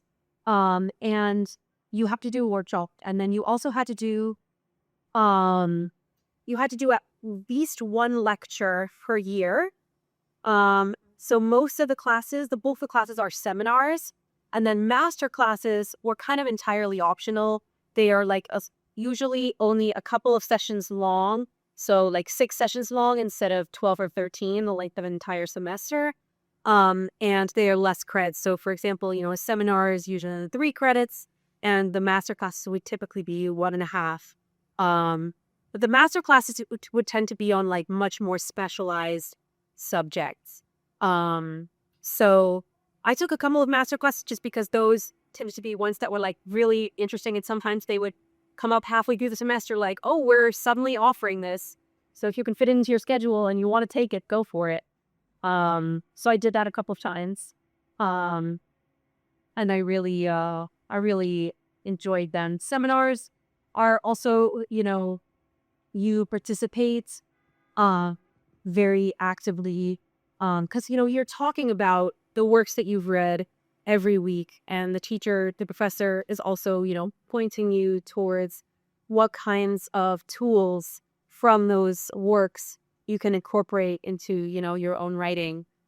So, speaking about these books with my peers was, very, very interesting. There were some people in my classes that had literally just come out of undergrad, and they were doing an MFA straight out of undergrad. I personally did not. I worked for a couple of years and then decided to pursue my MFA when I had a bit more saved up. And then I had peers that were in their 50s. People come to the MFA from different points in their life. I have friends that were parents, so. And then most of the people that were, studying from their MFA, most of the people had studied English literature or something very similar in their undergraduate experience. Although I think I mentioned last time we spoke that was not me, that I did not do that. And I studied law, which is part of the reason I was drawn to Columbia's program because it's, academic rigor. And I felt that it would do a better job at catching me up to my peers than perhaps a program that was more like, okay, you take one seminar and one workshop, and then you teach one course load and you're kind of on your own for whatever else you want to do. Are there any other books on the trunk there that you wanted to talk about? Oh, yes, there are many. I'd love to talk about, because I know I mentioned The Architecture of the Unreal briefly when I was misreading the title of the course. And I have 2 books here, 2 of my favorites from the Architecture of the Unreal class. They are 15 Dogs and Stories of Your Life and Others. And these are just incredible books. 15 Dogs has an incredible and really, really unique premise that is essentially, yeah, I'll read the back. If you want to come show it, that would be great too. Just so that anyone can see. But essentially the blurb on the back is, and so it begins. A bet between the gods Hermes and Apollo leads them to grant human consciousness and language to a group of dogs who are overnighting at a Toronto veterinary clinic. Suddenly capable of more complex thought, the pack is torn between those who resist the new ways of thinking, preferring the old dog ways, and those who embrace change. The gods watch from above as the dogs venture into their newly unfamiliar world, as they become divided amongst themselves, and as each struggles with new thoughts and feelings. Wily Benji moves from home to home, Prince becomes a poet, and Majnun forms a relationship with a kind couple that stops even the fates in their tracks. Andre Alexis's contemporary take on the apologue offers an utterly compelling and affecting look at the beauty and perils of human consciousness. By turns meditative and devastating, charming and strange, 15 dogs shows you can teach an old genre new tricks. And this won the equivalent of the Pulitzer in Canada, because Andre Letis is a Canadian author. And when I tell you that I still think about this book, like at least once a month after reading it several years ago, and funny enough, 2 years ago at AWP, which is the Association of Writers and Writing Programs conference, it's the largest writing conference basically in the world. It's held once a year in a different American city. I actually won a collection of 6 books, and one of them was this book, and I already had it. And I was actually I won. I could choose 6 books out of like 20. And even though I already had it, I chose to get a copy of the book I already owned, specifically so that I could give it to my friend who I traveled with, because I so desperately wanted her to read it, that I was like, more than I want a new book for myself, I want my friends to read this book.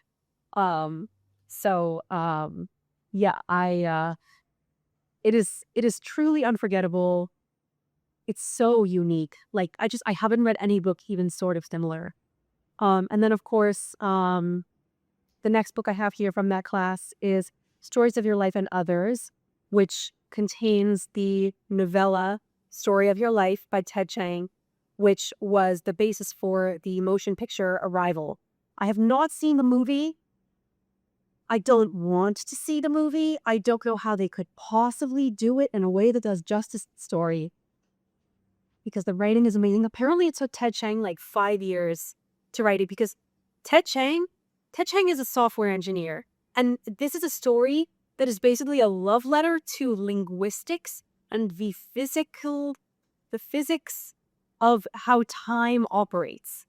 And he just researched for so many years. And like people have read this and been like, how is he not a linguist? Like, and the fact to me that he was willing to put that much time into like 5 years of research into, a novella. It's just fascinating. I also think about that story all the time. It is so satisfying to read. Just the most incredible, like, frame narrative that like kind of comes in a circle, that like loops along the way. Oh my gosh, it's so good. If you've watched Arrival and you haven't read the story, please read the story. If you haven't watched or read either, please read the story. You can probably find a PDF of it online for free. So, What was it like making friends in the MFA? And it was pretty easy. I mean, everyone is there because of how much they love books and writing. So I made several friends that will be my friends until I die. And I feel like writers, I mean, I definitely met people who I truly hope I never see again also. Because writers are a very eccentric group of people. And one of my professors said this, you have to have a certain level of ego to be a writer and to believe that others should spend their precious time in this life on this earth reading something you wrote. So you have to have some level of ego to be a writer and put your work out there in the world and to want others to read it. And I do think that that's true. So there are people, whose work I never plan to give my time to again. Because there are definitely stereotypes of what your typical MFA student is like or can be like. And there is some truth. There's what are those stereotypes? What are those stereotypes? definitely a level of pretentiousness, a high level of pretentiousness. That kind of like hipster to a different level, like the intellectual hipster kind of thing. Making a lot of references, or yeah, and like definitely thinking like those kinds of people that like think that they're very smart and they want you to think that too. And they think that their writing is just like groundbreaking in every way, shape, and form, and that they are a genius. and that everyone else. But how does that come across? Like, how do you get that? I'm like trying not to share these specific stories because there are, I think, I'm not sure if any of them will come across this video, but it comes across a lot in a workshop because a workshop is literally 3 hours of other people critiquing other people's work. So if someone didn't agree with other people's critiques, like there would be times when, we would receive one of our classmates' works and 95 to 100% of the class would have the same reaction to that piece of work. And then the writer may not agree with that critique and they may voice that openly and say that we don't get it.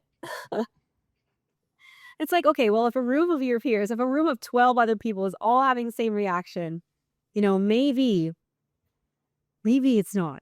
Maybe it's not us. But,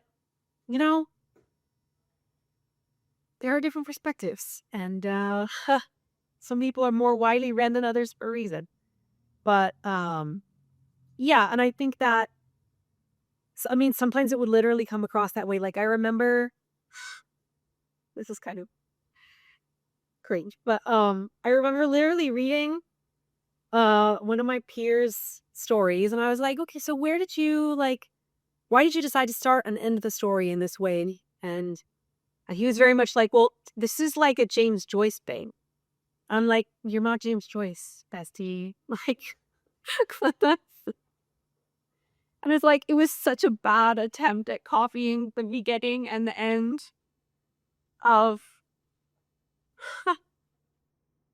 Ulysses. And it was painful to read. But it's like, you can't try to be James Joyce. Just try to be yourself. One of the things I remember, maybe it was in the info session for the MFA, writer MFA, it was that one of the unique things about the Columbia program is that it's larger than a lot of other programs. And so there's more people. You don't get stuck in a group of 12 and then you can't get out, or you can't mix with different Yes. people and find your That is, tribe. yeah. And to be honest, that was a huge, huge reason as to why I chose Columbia's program instead of other smaller programs. Because, I have a very good friend who's currently in a program where she's in an MFA program at Colorado Boulder, and I believe her group is 8. And like 3 of them, she does not get along with. And one of them is an active problem causer, in amongst the group. Now this is such a small program, I really can't say more than that. But I didn't want to find myself in a scenario where, perhaps multiple people in the group were not the kind of people who I would typically get along with. Because, there is, in MFA programs, there can be stigma against genre or speculative fiction. And I am primarily a speculative fiction writer. So I actually never took my novel to workshop. I never took my novel because I was like, I don't want a room of, people that I didn't choose, that I don't actively trust, to read 50 pages of my 700-page novel and primarily ask questions that are answered in other chapters. I also do think that it's very difficult to workshop novels for that reason.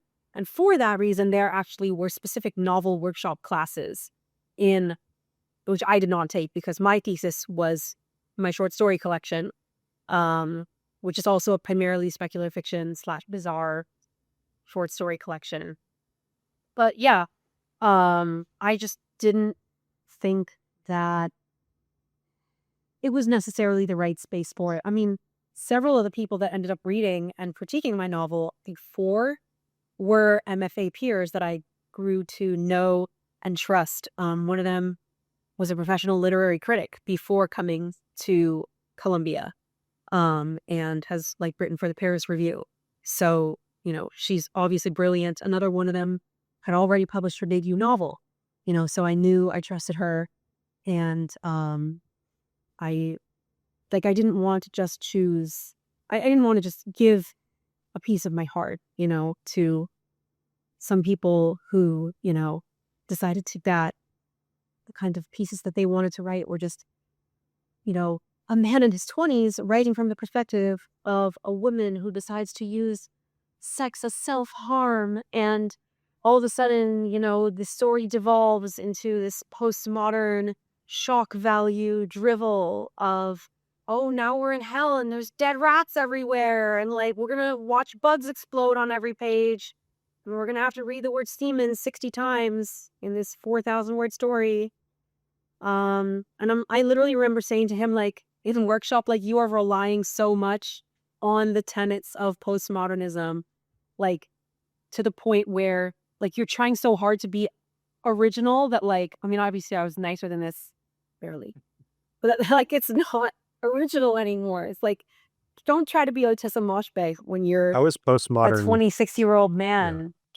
He was in a band. How is postmodernism faring in the MFA world It's nowadays? still flourishing. Very, like, so many. One thing that I really feel like is very much flourishing in the MFA space is like the disgusting woman genre. It's like, oh, it's very like provocative. Like, let's write about a woman who's disgusting, or like a woman who's not typically feminine. Like, let's write, I don't know. And it's like, okay, Is that we mostly get it. men or women writing that? So sorry, I'm really revealing the kind of stuff that I don't like. But is it mostly women or men who are creating these characters? There's a pretty even split. I mean, I will say the majority of my class was women, but there were a lot of men writing those kinds of stories. Um, and yeah, it was interesting. It was interesting for sure. Oh. But it sounds like the various sort of literary techniques, narrative techniques of postmodernism and sort of breaking various conventions is also outside of just character types. That's also flourishing and experimenting with different types of stuff like that. Yeah, I mean, there's a huge amount of experimentation that goes on in MFAs. And I think that there is a lot of that that's allowed for and encouraged. And I think that that's great. I mean, there were certain pieces that I saw, like there was a piece that someone submitted, which was a story in the form of phone records and voicemails. And that was so interesting, so well done. There, I one guy in one of my workshop classes, he submitted, he's like, okay, guys, this is probably pretty close to what I would do if I were doing stand-up comedy. So it's just like these funny, like auto fiction mini essays, which were very funny. Um, there were some people that basically submitted prose poetry, which I love. I love prose poetry. I think it works best in like flash fiction, so shorter, very short formats. Um, something closer to the length of actual, line by line poetry. But yeah, I mean, it was amazing to see, because like that level of creativity, I'd never been in an environment where I was so immersed in it. And I was just telling a friend this earlier today, but like there were days where I would literally have 15-hour days, because for me, whenever I'm in school, I treat it like a job. So I would wake up in the morning, I would go to the library and I would work. I would go to class, I would continue to work. I'd come home and I'm reading. I would read either online literary journals, physical literary journals, books. I would write. And it's just because I literally felt so fed, like in a sense of like I had so much inspiration. I loved every day. Um, like just being able to show up and talk about stories and books every day with other people who want to do that exact same thing was truly, truly not something I take for granted. And looking back through my, course books and syllabi, as we were like preparing for, part 2 of our call, I was like, I wonder if like, because I would love to teach at Columbia um, after I get a book deal, which will hopefully happen soon.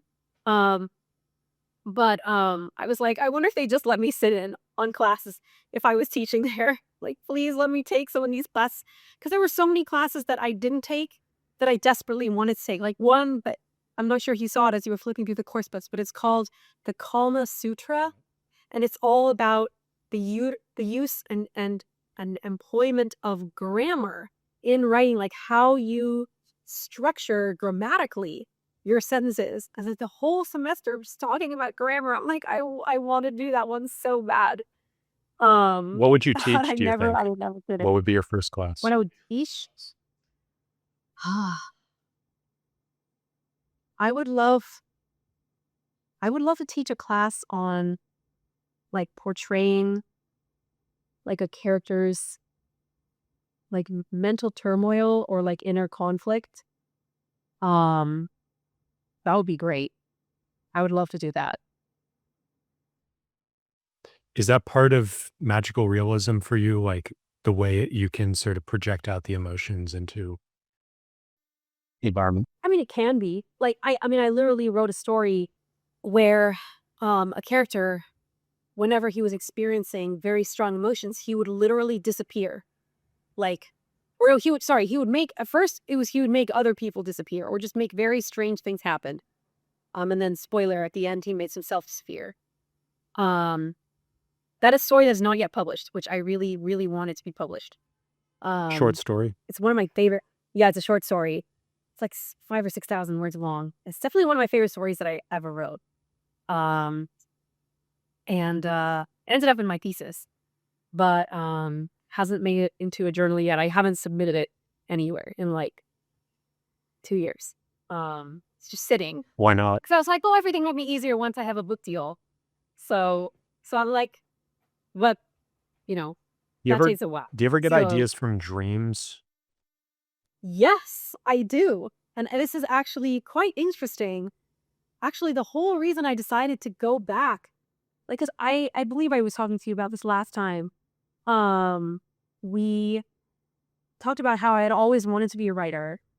And, after graduating from UCLA with my LLM in digital technology law, I found myself working at TikTok and being utterly miserable 100% of the time. 100% of the time. And one night, so I actually am a person who has very, very vivid dreams. And I would say probably about 3 times a year, maybe twice a year, I have a dream that is so vivid. They're literally like characters, plot, like climax, plot arc, denouement, full story, like a movie, twice a year, probably. And I had a dream like that in February of 2021, maybe January of 2021. And I remember waking up and I was writing the entire thing down, like everything I remembered. And I was like, maybe I should write this like as a novel. And then I just had this sudden realization, like, there is a novel I wanted to write already. And it's, my novel that I now finished, which was originally born in the fall of 2018, that I had, kind of feverishly written that 143 pages of during my 13-day winter break, during my LLM. And I was like, how could I leave that story behind? Like, how could I have left all of this behind? It was literally like having that dream and like realizing how much I still wanted to write literally changed the course of my life. It changed the trajectory of everything, because from there I started, I had been going over to a very good friend's house once a week to play Magic the Gathering and have dinner with her and her family. She was like part of my COVID pod. She was the only person in my COVID pod who wasn't my immediate family or Keely.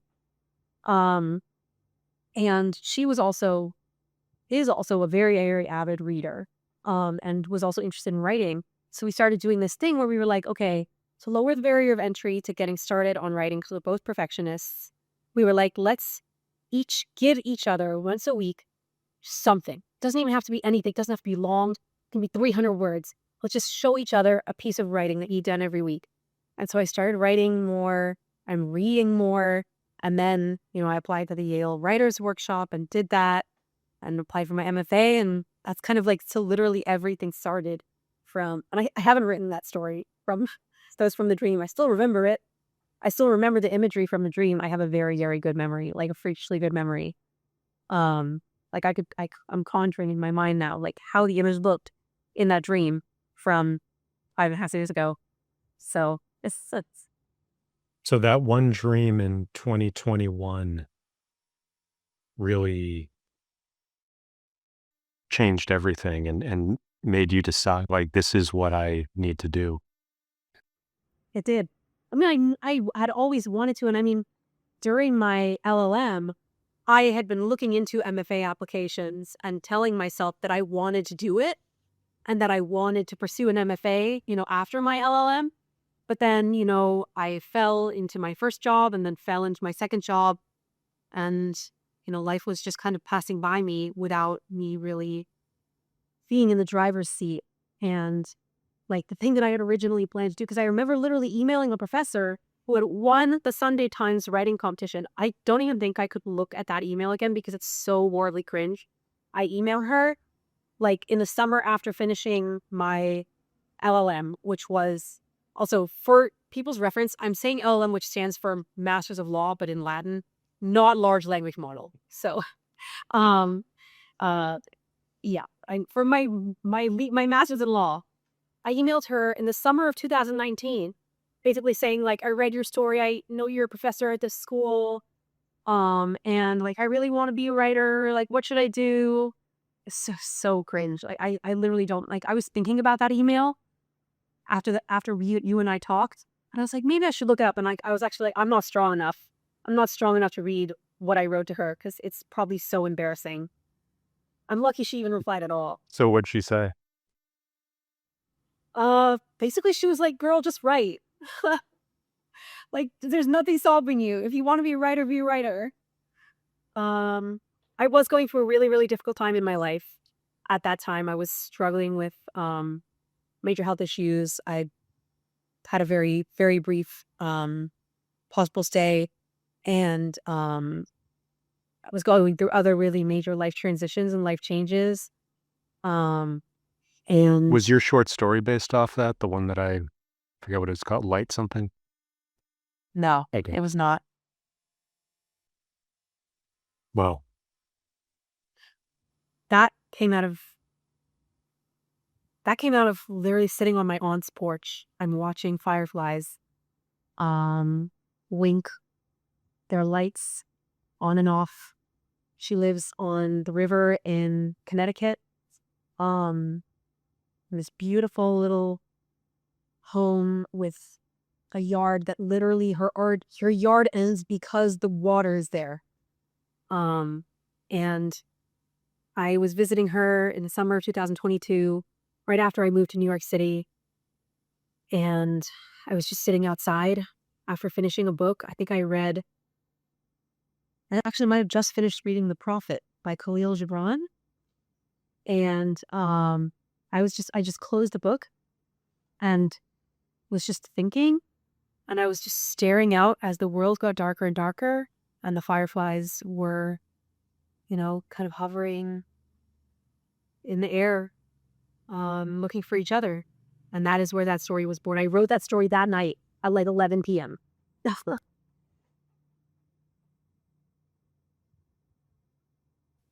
After I came inside and I ate dinner. I don't know that we really went into too much depth on the Yale summer, what was this, summer workshop? Yeah, and honestly, I feel like the workshop itself, it was a great workshop. The teacher was fantastic. My peers were very kind. Since it was online, I think it was a very, very different experience to my MFA and also to what the experience would be like now if someone wanted to do it. Because, I mean, if you were there in person, you would get the access to the campus and you get to hang out with your peers for 2 straight weeks. Whereas for me, it was a couple hours a day on Zoom, and we didn't really interact beyond that. For me, I think the biggest impact that had on me, but that attending that workshop had on me, was actually my introduction to my first mentor, Mishka Shubali, who I went to his Zoom drop-in because I thought he's funny during the program introduction. So I would say that was probably, although it was my first ever experience of workshopping and being workshopped. So it was a good introduction to that before going into my MFA. It was like tipping my toes in the water of having other people critique my work before it happened every 3 weeks for the next 2 years. So that was good. So I wanted to actually circle back to this sort of, what is it like making friends in the MFA, and like who was the cluster of friends that you found, the tribe that you found? What kind of writers were they, and what was that like once you like? Did it take weeks or months to find that tribe? And once you did, what It would took you do months. together? It took what would we I started a writing group and we all met up every Sunday morning at 10 p.m. at the Marlton Hotel, which is in the West Village. Um, Many of them were speculative fiction writers For tea? or people who, um, yeah, for brunch mostly. They have really delicious but really cheap scrambled eggs. Anyone in New York City, go to the Marlton Hotel. Their scrambled eggs are like $6 and they're delicious, like so buttery and the perfect amount of saltiness. Like, and you could get like scrambled eggs and then like this delicious like whole wheat toast with like jam for like $4. I don't know. Maybe they've raised their price since then, but you could get like a very good breakfast for like $11, and it's a very nice hotel. And so I don't know why their prices were that low. I mean, their prices were higher for other things. Like if you wanted a yogurt bowl, yeah, it was like $18. But for some reason, the side of toast and the side of scrambled eggs, which is what all four of us got every week. Would you eat It outside? was a Was this very inside or outside or both? It was inside in the restaurant in the back. It's like an Art Deco era hotel, with just the most beautiful interior, which I actually think they've renovated since then, which makes me very sad. Apparently, it's still very beautiful, but I really liked the way it was. I'm not a fan of change. I hate change, actually. It's the worst.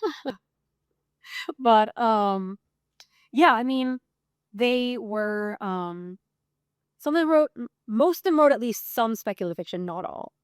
And, um, they're just incredible people. The people that I was drawn to tended to be people who, it's funny, every single one of them had gone through extremely severe traumatic experiences in their lives and were deeply, deeply empathetic and emotional people, which I think is also very true of writers. Writers are generally pretty emotional. I'm emotional. Could have to be, I think, in some way. I mean, there's no one way to be a writer. There are definitely writers out there who are not emotional, or who weren't emotional, or at least not outwardly. But I think it helps. I write a lot about emotions. And So, does the yeah. magical realism sort of give you the canvas and the Yeah, in some ways. In some ways. Although I will say I do write some plain old literary fiction that does not have magical realist elements. And even when I do write those pieces of fiction that don't have magical realist elements, or if I write poetry, um, everything is very emotionally driven. Mhm. So when the four of you are together having brunch, are you bringing papers with you, or are you just talking about what you did over the past week? Were you usually in I classes together already, or? Usually we were in class together already. Sometimes we would work on projects. Sometimes we would, be like, hey guys, I'm really stuck in the story. Can you help me with this? And we would we would show each other our work, maybe work that we weren't comfortable bringing to our workshops. But honestly, a lot of time we just talked and talking about writing, talking about books, talking about ourselves, each other, our lives with our friends, our loved ones. And that was really wonderful. Mhm. And this was weekly. Yeah, every week. What did you do during the summer? Did you go away and then come back? Yeah. Although we did stay in touch. Like we would constantly call each other. And if we needed anything, like every single one of them read my novel, my whole novel, and line edited I it. was going to ask who has read your novel. Like, how did you end up choosing? People that I really, really trusted. My fiance read it. My writing group read it. They actually read it before him. And yeah, I literally I had a friend line edit my novel, 700 pages, sentence by sentence, would underline or cross things out. I will truly always be grateful to her. She pointed out so many things that I didn't realize I was doing, and that really even changed the way I write now. She's the one who's a literary critic, and she's amazing, an amazing writer, an amazing person, an amazing friend. So I think that gives people a good sense of more what the MFA is like. And sounds like that maybe that friend group was one of the most valuable things. Yeah. I mean, I gave a speech. One of the people I was talking about who, was in, I think I might have talked about this last time we spoke, but it's escaping me now. I was like de facto maid of honor at her wedding, like in June. And I was the only person not blood related to anyone that gave a speech during their ceremony. Like not even their dinner or anything, like as they were getting married, like right before they did their vows. She was like, she's like, you're the only person I trust to give like a really beautiful speech. And I worked very, very hard on it. And I liked it. I think it was nice. But they're incredible people. And yeah. Are there any other books you had here on the? Oh yeah. And I have a couple of books from the Faulkner and world fiction class, which was, I have my D-Up old copy of Honor of the Patriarch. Oh wait, I'm showing you instead of showing the camera that actually viewers are going to be seeing. And why I do have my those go very- together? Why does Faulkner go with, like, why were they put together like that? Well, they were both writing around the same time, and it's escaping me at the moment. So if someone looks this up and it's not true, I sincerely apologize for being incorrect. But I believe Gabriel García Márquez said in an interview that he was inspired by Faulkner. So in that class, we were reading works that were like around that same time and by like authors who claim to either be influences to or have been influenced by William Faulkner, who is obviously one of the most generational writers of all time. I mean, reading a Faulkner sentence is like literally like a physical exercise. Like it's like walking up an unpaved road on a hill. Like, and you see the view at the top and it's beautiful and you have to work to get there. And the work is rewarding and the view is rewarding. And sometimes you hate it. And I have my two favorites, which were As I Lay Dying and The Sound and the Fury. Although we read several other books by him. We read Light in August. We read one that's we had Sanctuary, which I hated. Sorry, Faulkner. Was not his best work. Do you have a sentence or a paragraph there that you could read that maybe give people an idea of what you're talking about? Yeah. Yeah, sure.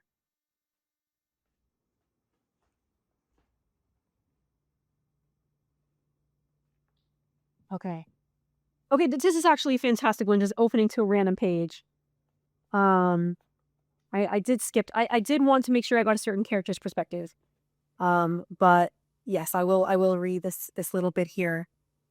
When the shadow of the sash appeared on the curtains, it was between 7 and 8 o'clock, and then I was in time again, hearing the watch. It was grandfather's, and when father gave it to me, he said, "Quentin, I give you the mausoleum of all hope and desire. It's rather excruciatingly apt that you will use it to gain the reducto absurdum of all human experience, which can fit your individual needs no better than it fitted his or his father's. I give it to you not that you may remember time, but that you might forget it now, and then for a moment, and not spend all your breath trying to conquer it, because no battle is ever won," he said. They are not even fought. The field only reveals to man his own folly and despair, and victory is an illusion of philosophers and fools. I like dying, people. You should read it. And I also have two books here from the Mad Love course, which was the course I took at Barnard, comparative literature. I have Death in Venice here by Thomas Mann, and I also have we read The Bacchae by Euripides, because it was just all about. I mean, that class was literally about going insane because of love, in one regard or another. We also read, like the course Silva said, we read bits of the Bible. We read Romeo and Juliet, obviously. Song of Songs. We read, yes. We read Les Liaisons Dangereuses, Dangerous Liaisons. which I tried to read in French and failed. My French is not as good as I wish it were, but so what else did we read? We read Symposium, Plato's Symposium. We read something by Phaedrus, which is escaping me now. But yeah, those are all the books I have there. I do have some MFA books in the other room, and we can finally move on to my second bookshelf.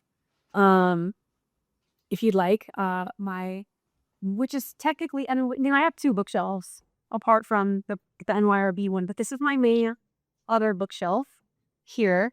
We have here, I can turn the camera around and show you. But if you want to do a pan over of the we've got the top shelf, which is my poetry and literary journals shelf. And then I also have this little magnet poem that I wrote at AWP, which says, "Because the sun shines, you think fire is comfort." I mean, they just had magnets and you had to write something that fit on the inside of this tiny, tiny little tin. And I guess that's what I came up with. I have this shelf, which is additional classics, as well as my Elena Ferrante section. Books that were read during my MFA are here. And then I have my Japanese literature section here, and then other random classics, and then a random book by Julian Barnes, which is kind of a classic. Honestly, if you've read The Sunset Ending, you know it's a classic.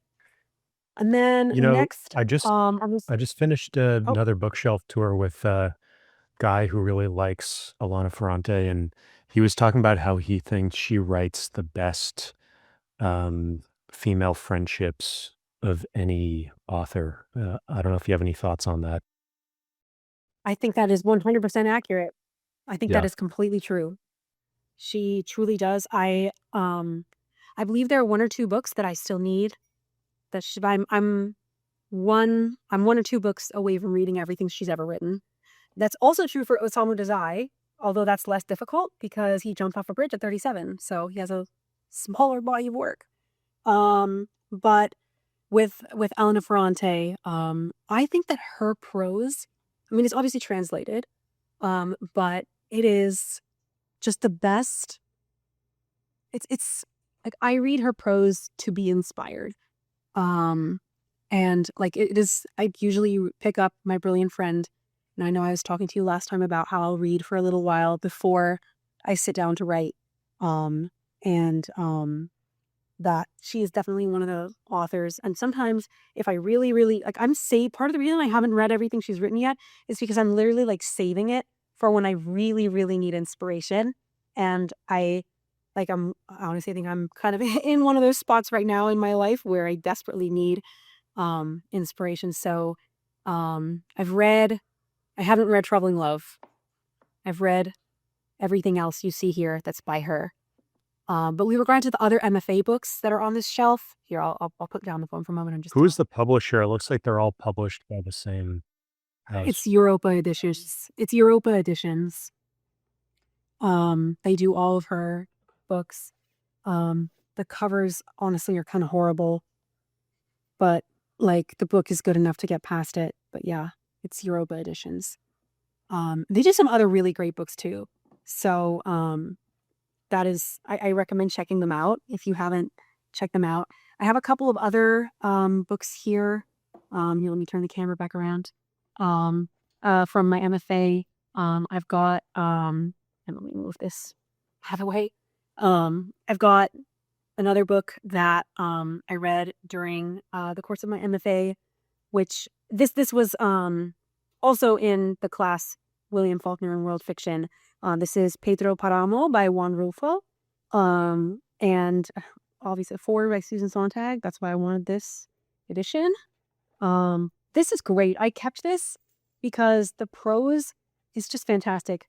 I mean, I have like bits here that I've underlined, but I can read out a little bit here. Just this passage. It was the hour of the day when in every little village, children come out to play in the streets, filling the afternoon with their cries, the time when dark walls still reflect pale yellow sunlight.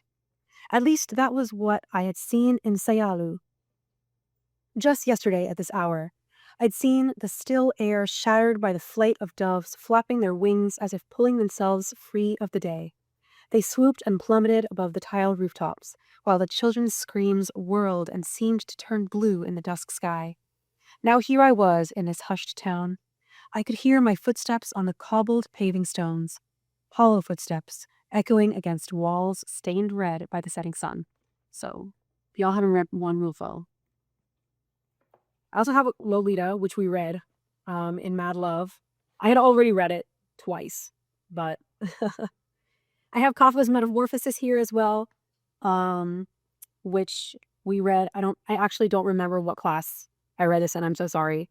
But Animal Like, consciousness. you know what? Actually, it probably was. That probably should have occurred. Yeah, I believe it was. In Imagining Knowing Human Consciousness. It's funny, there's an introduction by David Cronenberg, who I have not seen any of his works, but I'm a big fan of Charlie XCX, and he was just featured on her album. Very unexpected feature.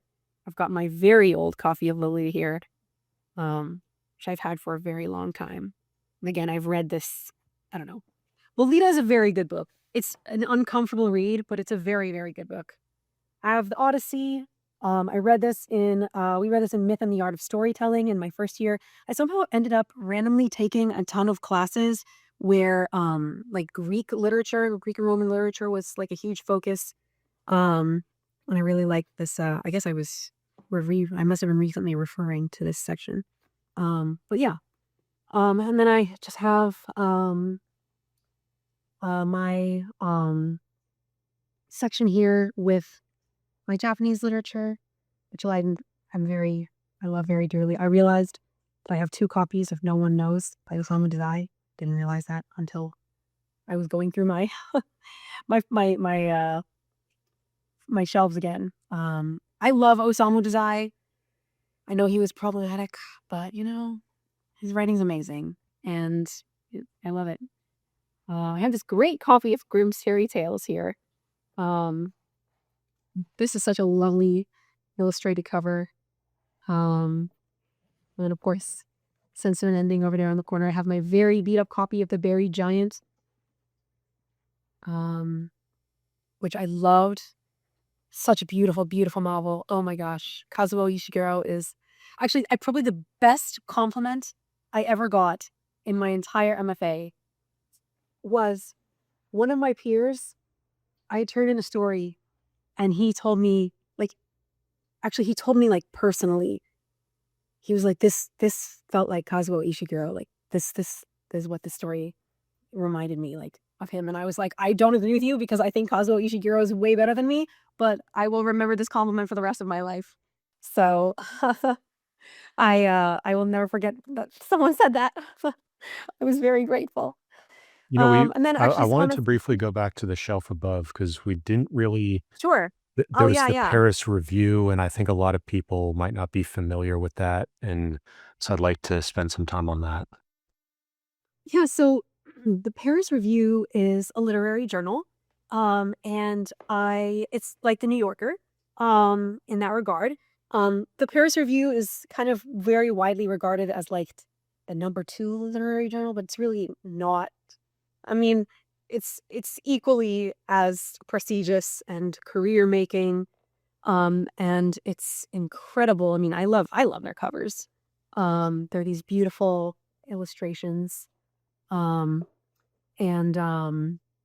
they are a combination of prose, so like fiction, nonfiction, essays, criticism, poetry.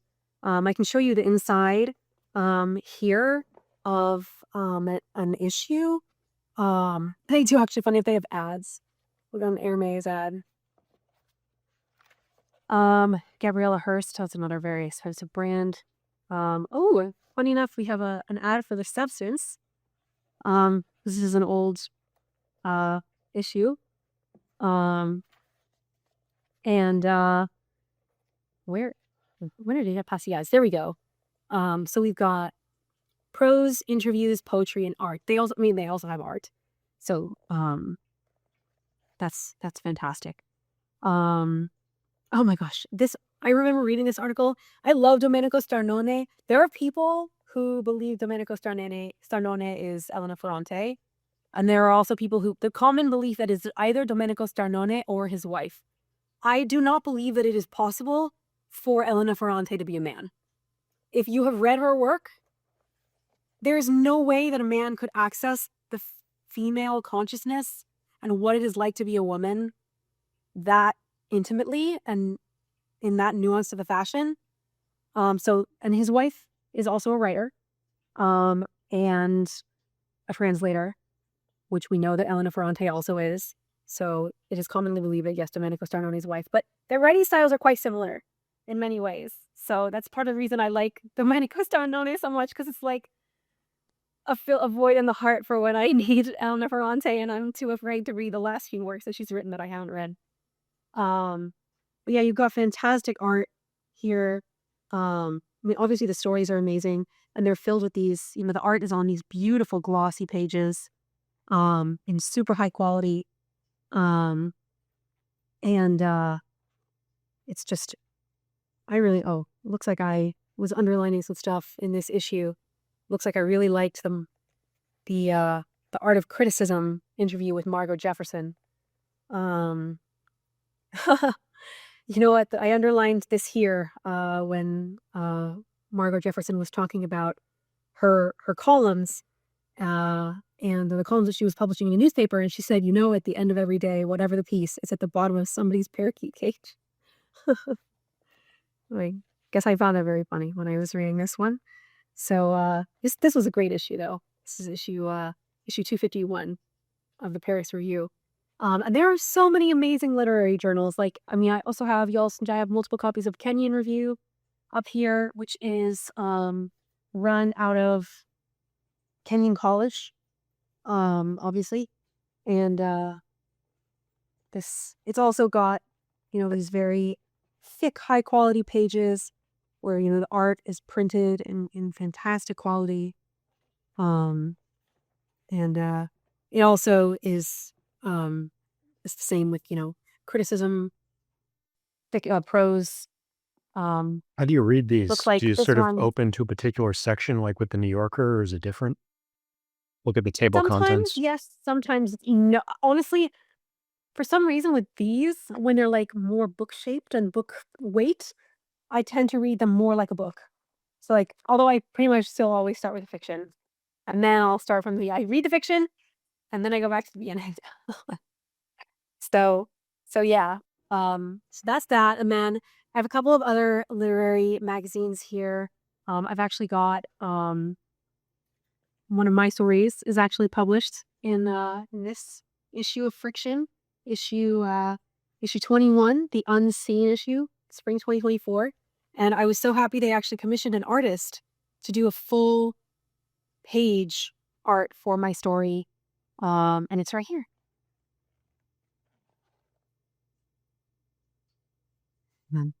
And yeah, there we are, my story. Which I think that I just linked in a PDF on my website because it's behind a paywall. Like you have to buy the journal, but I just linked it. It's my story. So it's on a PDF and I publish on Google Drive. It's like anyone with the link can view. So if anyone wants to read it, it's on my website for free. Because I wanted people to be able to read it if they wanted to. And then going down, if you wanted to still talk about this shelf, which is primarily, I also got a couple of these, which I absolutely love. These are Grey Wolf Press's writing handbooks. I have a couple of these. The art of I'm covering that with my hand. The art of description, the art of intimacy. I've got the art of time in fiction as well. I've read these all. They're so good. Some are better than others because they're obviously by, different authors. But they're fantastic. I mean, I love Grey Wolf Press. They publish so many amazing books. I think they were one of the first to publish, either Kaveh Akbar or Ocean Vuong. I can't remember. So yeah, I know we were just talking about how my books by Kaveh Akbar and Ocean Vuong, which are all poetry except for Martyr, which is here. This book, so I am a firm believer that novels written by poets are one of the greatest art forms in existence. And that is only proven more and more true every single time a poet comes out with a novel.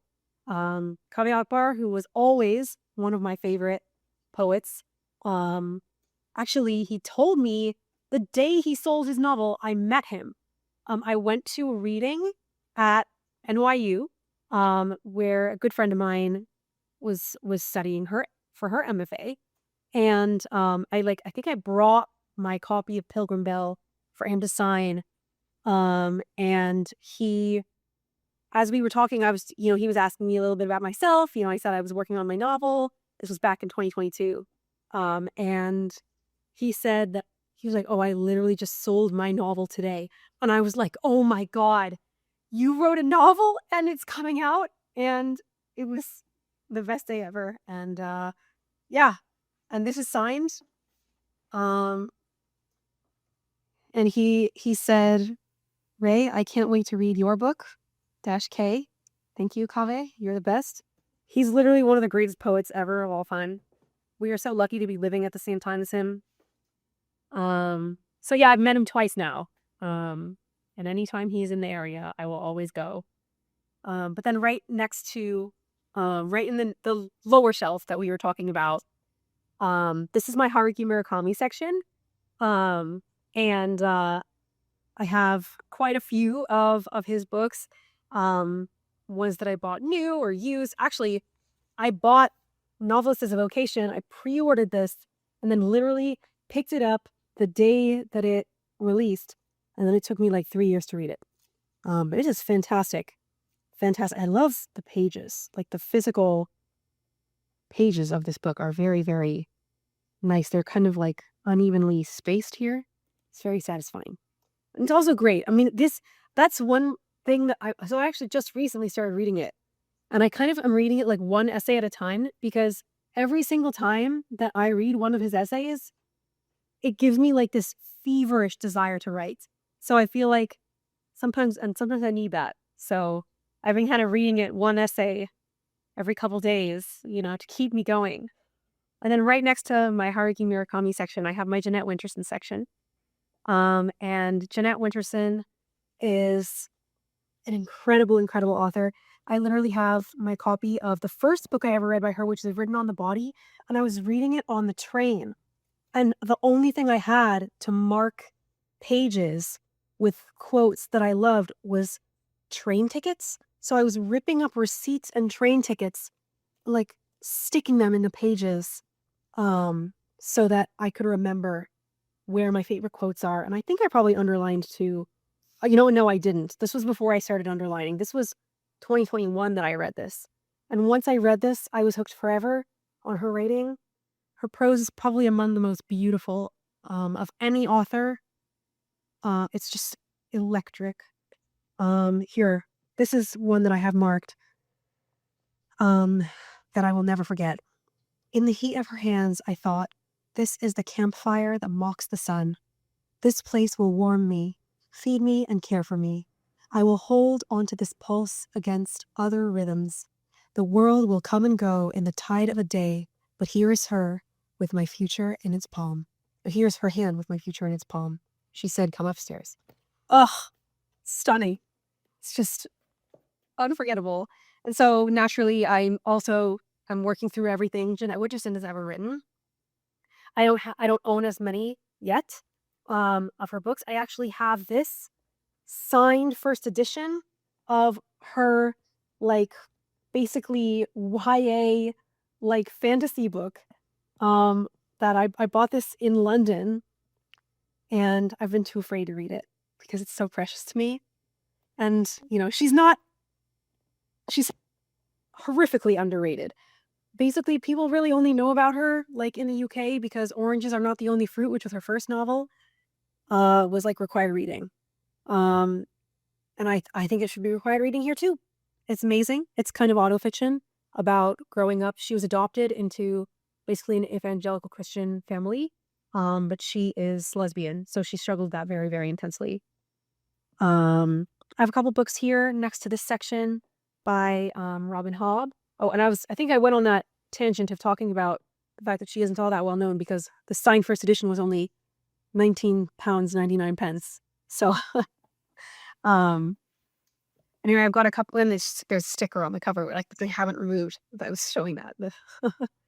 I've got a couple books by Robin Hobb here, classic epic fantasy, but with very, very fantastic prose. I've got Jonathan Strange and Mr. Norrell, which for some reason has a ton of cat hair on it, like every single one of my other belongings. This is probably underlined into the next generation. For some reason, I stopped page flagging it halfway through. I don't know why. I think I must have run out of page flags, and I didn't want to use a different kind of page flag. 10th of December by George Saunders. Vigil by George Saunders. I don't have Lincoln and the Bardo, which I really should. And then I've got just some other speculative fiction here, as well as my Ursula K. Le Guin section. She's definitely one of the most inspirational writers to me. She was doing things. She's the one who wrote the original Magic School novel, like back when not every other novel was about that. And that's A Wizard of Earthsea. And that is amazing. Sea Road, though, which is her short story collection about a made-up town in Oregon, absolutely fantastic. The Left Hand of Darkness, my beat-up copy, which I adore. The Dispossessed, oh my gosh. The Left Hand of Darkness, may I also add, it's probably one of the best titles of all time. I just love that so deeply. And then next shelf, we've got various contemporary fiction, kind of all types. Primarily literary fiction. I've got a couple of short story anthologies here. Best American Short Stories and the Scribner Anthology of Contemporary Short Fiction, which I think I bought from a library sale, which is wonderful. And books that were recommended to me by friends, which is the adult. I've actually got my friend's book here, Laura Vanita Green. I actually met, she went to Columbia also, but she was, I think, the year or two above me, and we never actually met. We met in the audience at a panel at AWP in Los Angeles, and she was sitting next to me, and we had both clearly come to the panel by ourselves, and she showed me a bunch of pictures, and she was like, my publisher just sent me this, like, cover options, like, what would you pick? And I was like, this one. And she was like, me too. I think that's the coolest one also. Thank you so much. And it's the one she went with. And it's a great book. Got our signature here. I went to the book release. There was a cake. It was awesome. That was a ton of fun.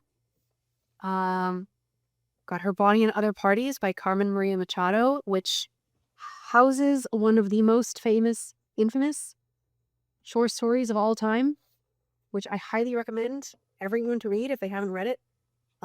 This was actually a finalist for the National Book Award, which is commonly mostly novels, so it's not as common for there to be short story collections, but the first story in this collection is The Husband Stitch, which is very commonly assigned to people in writing classes, as is, actually, I meant to talk about this from my other shelf, Self-Help by Lori Moore. I don't know if the story, I actually think it's in Birds of America, that her most famous short story, which is called People Like That Are the Only People Here. I probably had that short story. Yeah, it's not in here. No, neither is Terrible Mother. Oh my God. They're all in Birds of America, which is, I have somewhere. I think it's at my dad's. But yeah, People Like That Are the Only People Here by Lori Moore is probably the most assigned short story, like, across writing programs. There's no other short story that even comes close to being like it in any way, shape, or form. You just have to read it. You just have to trust me, and you just have to read it. Going blind. It's probably the best short story ever written. And I've read thousands of short stories. I've got a book here by one of my professors, Nicholas Christopher. He was one of my workshop leaders in my second year. This is probably one of his more famous novels. And apparently one time he went to a reading, and there was a woman that said, like, I named my baby after one of your characters, and he was like, wow, I never thought that would happen to me. So, and then I've got actually 2 copies of one of my friends, that my friend who, I gave a speech at her wedding. I've got 2 copies of her novel. I don't know why. Oh yeah, because there were 2 versions. They messed up something in the printing, so I got both versions. I think I bought one and she gifted me the other, although she might have gifted me both. But some other fantastic books here. Gilead by Marianne Robinson, which I got on sale at Books Inc. Those Books Inc. sales always did a damage on my wallet. Interior to Chinatown by Charles Yu. Funny enough, this is a crazy story. I'm not even sure if I should be sharing this. My agent, actually, Charles Yu came to her for representation, and she had been having a hard time selling a short story collection. And he came to her with a short story collection, and she really, really wanted to sign him. So she was afraid. This was many, many, many, many, many years ago. And she was afraid that she was like, oh, what if I'm not good enough to sell short story collections? So she turned him down. And that was Charles Yu, and he won the National Book Award. So if an agent rejects you, it doesn't mean that you're not good. Just a little bit there. I've got another book by a friend. This is Green Frog by Gina Chung. This is a short story collection. I really love this. A lot of fantastic magical realist short stories. Is this one signed? Oh, I forgot to ask her to sign it. Whoops. Yeah, I mean, that's a fantastic short story collection. My favorite story is actually one of the very early ones. I think it's called How to Eat Your Own Heart. It's really, really amazing and beautiful. I think I read this entire story like on the subway, just over the course of a couple days, this entire book. Is there any portion of that that would make sense to read out? Sure. I'll read a little section from How to Eat Your Own Heart. Step 7. Aim the knife at yourself, your breastbone. Slowly, carefully, use the tip of the blade to trace a large circle around your nipple, cutting through the fat and tissue until your flesh opens like a door. From there, it will be easy to pull your heart out of its socket. Remember all the times you would have eagerly traded away this small, aching bundle of valves and ventricles for nothing more than a look, a promise, the touch of a hand. Be glad that no one ever took you up on your offer. Hinge your chest closed again. Sew up the wound with kitchen twine or one of your own hairs. A safety pin, held in place and attached to the fabric of your shirt or apron, will do in a pinch. So very fun little experimental short story. I absolutely love that one. We've got a couple of other books here. My copy of Tomorrow and Tomorrow and Tomorrow, which was gifted to me by my mom, who used to work at a charity bookstore, and she knew that I kind of wanted to read that book. So she just kind of pulled it out of the donations pile and was like, sweetie, do you want this? Which, funny enough, is also how I got my signed first edition copy of Song of Achilles, which I do not have here. It is at my mother's house. She saw it and she was like, you like this book, right? And I was like, yes, I love this book. She was like, there's a signed first edition here. It's worth like $900. And I was like, please, I want it. So I have it, but it's not here, which is very sad. What do you like about it? What do I like about it? Everything. It's beautiful. It's groundbreaking.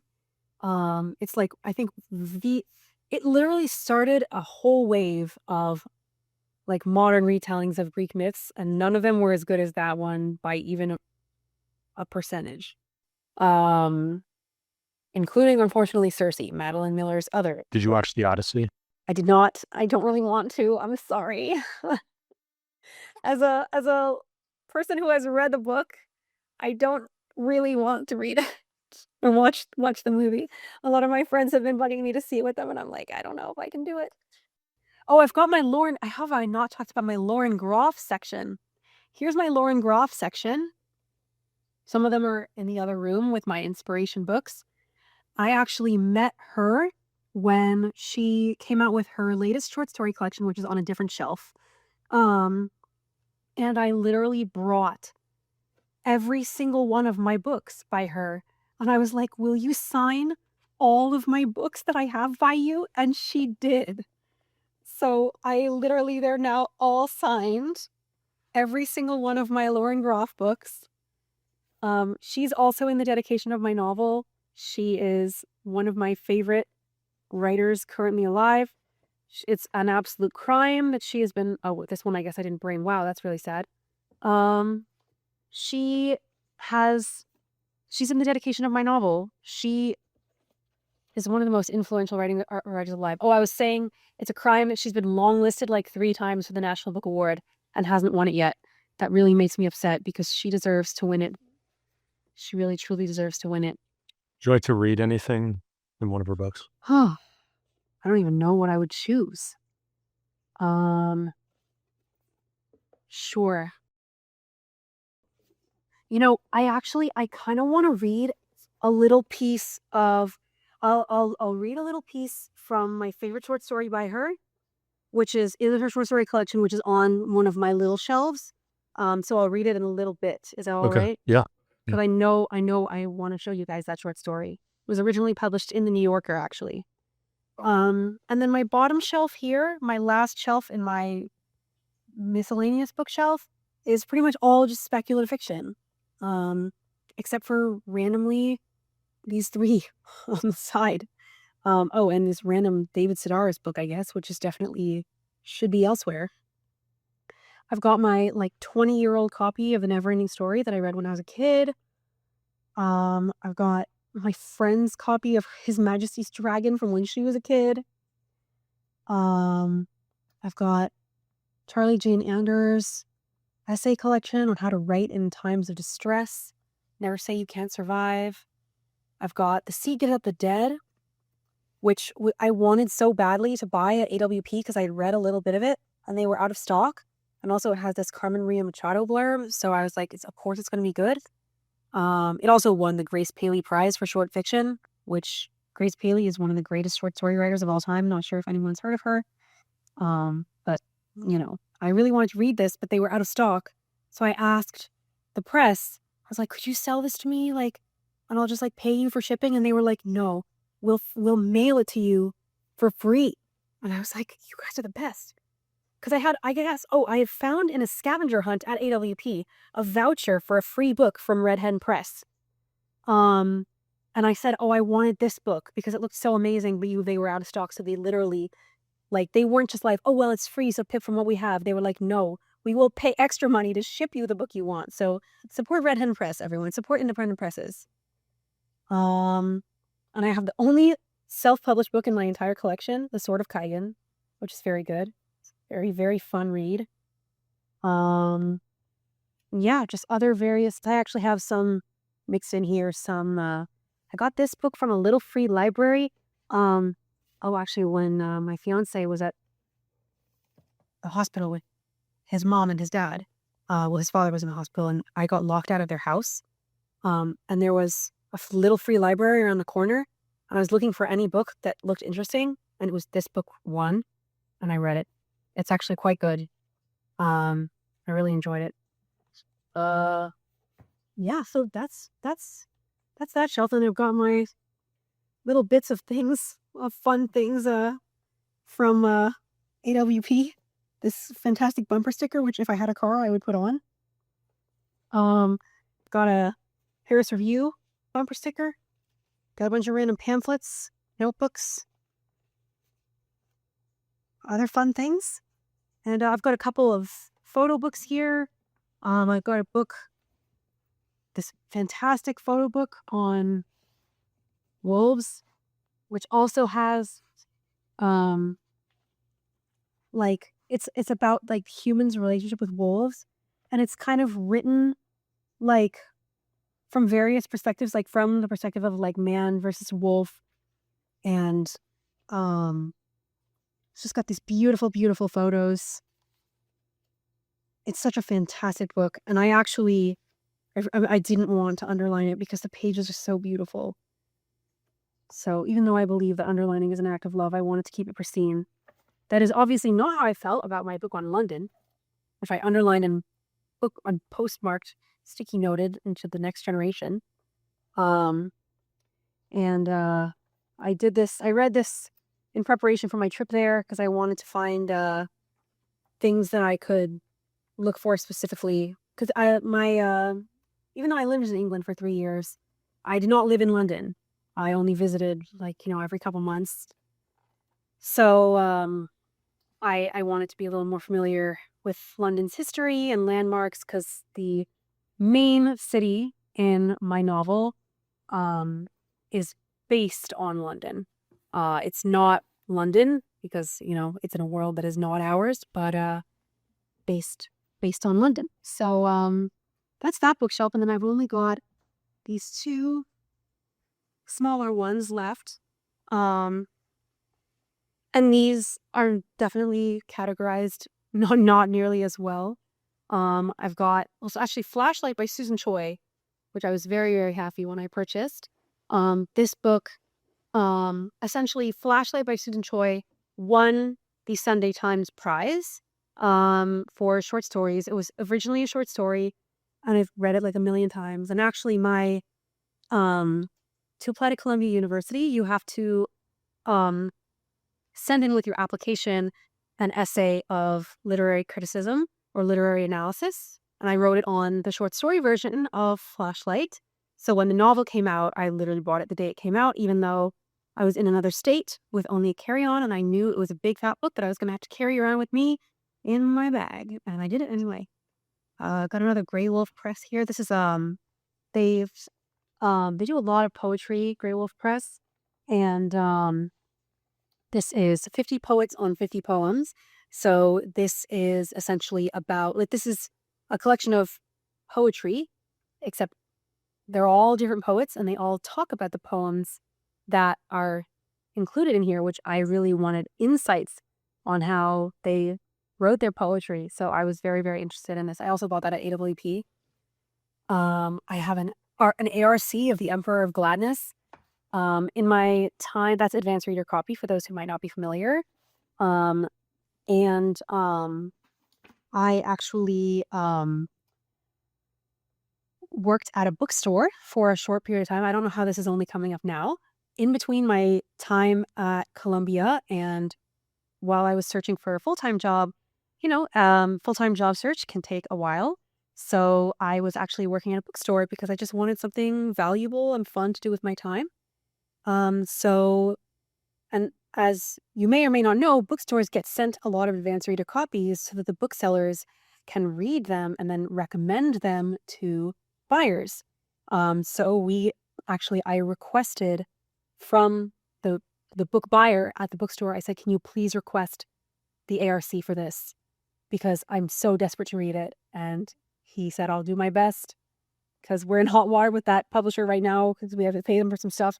But he did it, and he got me the book, and I was forever grateful, and I read it immediately, and I cried a lot. That is also a case of a novel written by poets, so I recommend. Plus some other fantastic contemporary fiction. We Are a Haunting by Tyria White, and of course, a novel everyone is familiar with, James by Percival Everett. And I have the version before it won all the awards, so I don't have one of those annoying stickers that you can't take off of it on the front cover. Then I've got just various other books. I've got We Do Not Part by Hong Kong, Less by Andrew Freer, which also won Pulitzer, which I got in the front of a coffee shop for $1 in Williamsburg in Brooklyn. Because I needed something to read that day. So, yeah. Got Station 11 by Emily St. John Mandel. Funny enough, I was just thinking about that book because I'm not sure if you've ever seen my Substack. It's not linked on my website or anything, but I'm currently chronicling my last month of my 20s on there. And one of the things that I decided to do in the final month of my 20s is become an ordained minister and try to see if I can marry 2 people before my 30th birthday. This desire came pretty much out of nowhere, but I actually was formally registered. You have to, in New York City, in order to officiate a wedding, you have to register with the city formally. It's like you can't just become ordained online and that's sufficient, like it is in many states and in many places that is perfectly sufficient, but it is not in New York City. So I actually had my appointment yesterday with the city clerk in New York City, and you have to take a number and they call you up, and they're called stations, and they were like A64 to Station 11, and I was like, oh, Station 11. That was a long story for just explaining that this book is here on his shelf. But hey, I randomly got the third book in the Harry Potter series here.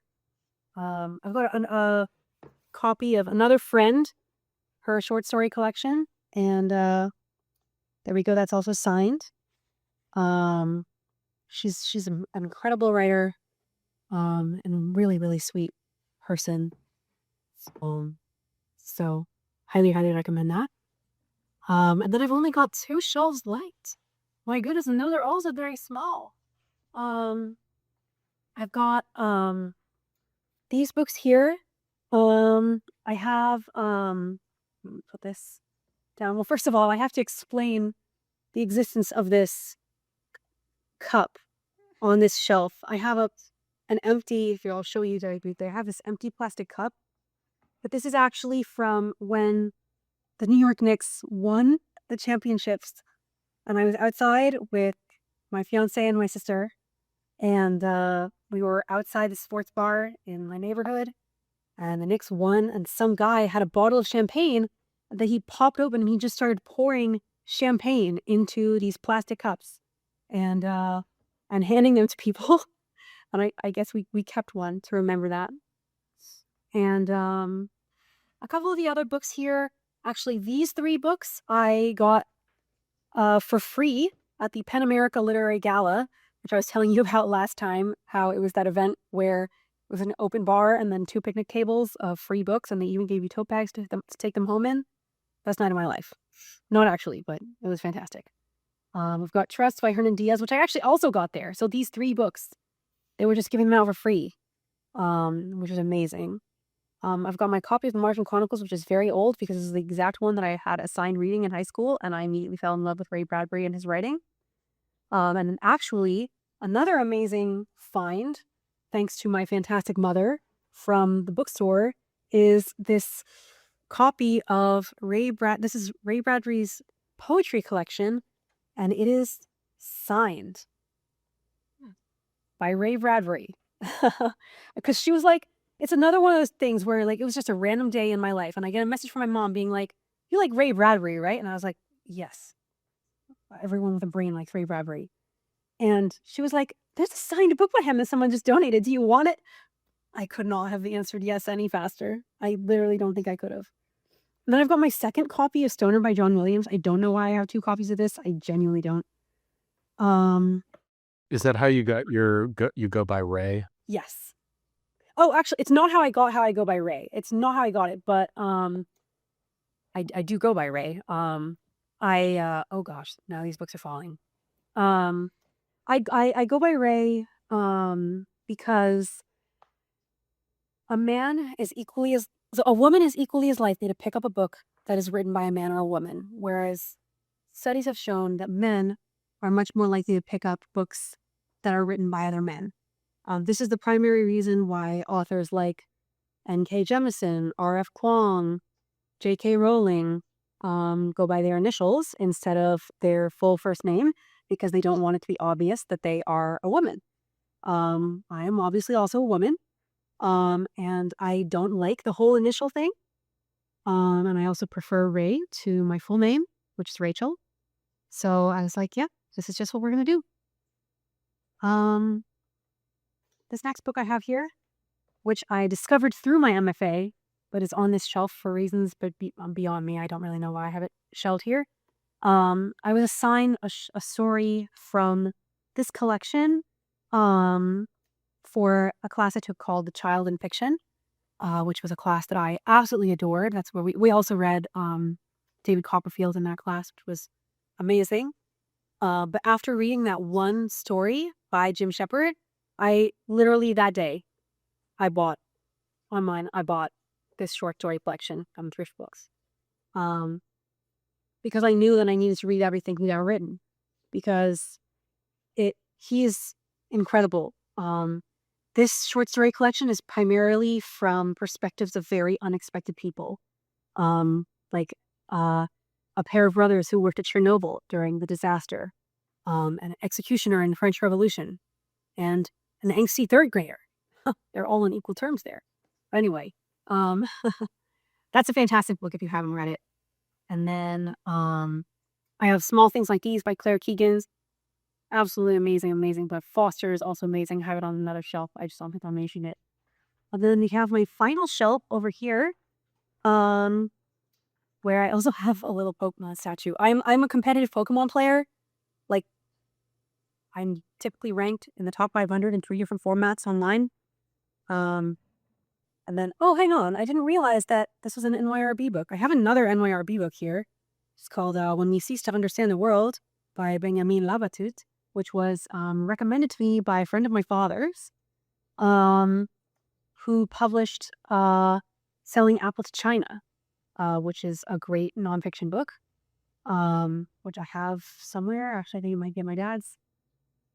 And then honestly, most of the books on this shelf are things that I got for free from that Pan America Literary Gala, and I just needed somewhere to put them. And a lot of them looked pretty together because of the colors. So just a bunch of fun contemporary fiction. Some of them are not things that I got for free during that event, like both volumes 1 and 2 on the calculation of volume by Solveig Baya, which I believe I'm mispronouncing. I sincerely apologize. And then I have my second copy of No One Knows, which I accidentally purchased after not realizing that I had it already. But then I do also have Brawler by Lauren Groff, which I can read you a little section of. And this is also signed. Yeah, so my favorite short story by her, she actually used it to open the collection because she knows it's the best short story ever written. Oh my gosh, what section should I even read? Oh. Actually, I'll just start with the beginning. I'll start with the beginning because I feel like this is one of those stories where you kind of need the context. I'll just read the first page here. It's not very long. Yep. Pretend, the mother had said when she crept to her daughter's room in the night, that tomorrow is just an ordinary day. So the daughter had risen as usual and washed and made toast and warm milk for her brothers. And while they were eating, she emptied their school bags into the toy chest and filled them with clothes, a toothbrush, one book for comfort. The children moved silently through the black morning, put on their shoes outside on the porch. The dog thumped his tail against the doghouse in the cold yard, but was old and did not get up. The children's breath hovered low and white as they walked down to the bus stop, a strange presence trailing them in the road. I'm like almost tearing up just thinking about the story. It is so, like, heartbreaking doesn't even scratch the surface. This story eviscerated me, and I've probably read it 10 times. It's such an experience. It was published in New Yorker. You can read it for free. Please read it. Yeah, some other great books I got here. Actually, this book is not something that I got from the Pan America Literary Gala. I got this. This is actually a signed copy that someone sold to our nearest bookstore. To us, actually, the nearest bookstore to where I live. Funny enough, it's a romance-only bookstore. And I don't read romance pretty much at all. So usually, when I tell people that I live near there, they're like, "Oh my gosh, I know you love books. You must go there all the time." I'm like, I've been inside once because my mom wanted to check it out. But anyway, the next nearest bookstore to us is a wonderful independent bookstore called Troubled Sleep. And someone, I guess, gave their old copy or signed copy of Crying in H Mart to, so I have that, which is awesome. So There why you go. don't you read romance? Oh, doesn't hurt me enough. I love books that hurt. I don't know. I just don't. I have nothing against romance. Whatever gets people reading is great. And oftentimes these romance titles get so big that they give the financial ability of publishing houses to publish debuts and smaller authors and less well-selling genres like literary fiction. And I believe that romance novels on the whole are better for the world than they are bad for it. They're good for people to read and have that. But I tend to find them more as like kind of escapism, like idealizing things. And sometimes they can idealize things that are problematic, like abusive relationships. Like, you will never catch me dead within 5 feet of a Colleen Hoover book. I will hate on Colleen Hoover openly. I will not hate on other romance novelists openly, but I will openly hate on Colleen Hoover. And like, her books just constantly romanticize abuse. And they're just not, I don't know. I just don't find them as intellectually engaging, as some of the other books I read. But that's not to say that I would never read one. I think I've read a couple in my life. And if every form of media you consume has meaning, you will drown. Every now and then I read comics. I read things that are not, I watch shows that are, or YouTube videos that are not, something that's meant to make me feel all the breadth of human emotion. I love cooking shows, and baking shows. So mostly videos on YouTube, not a whole lot of TV series.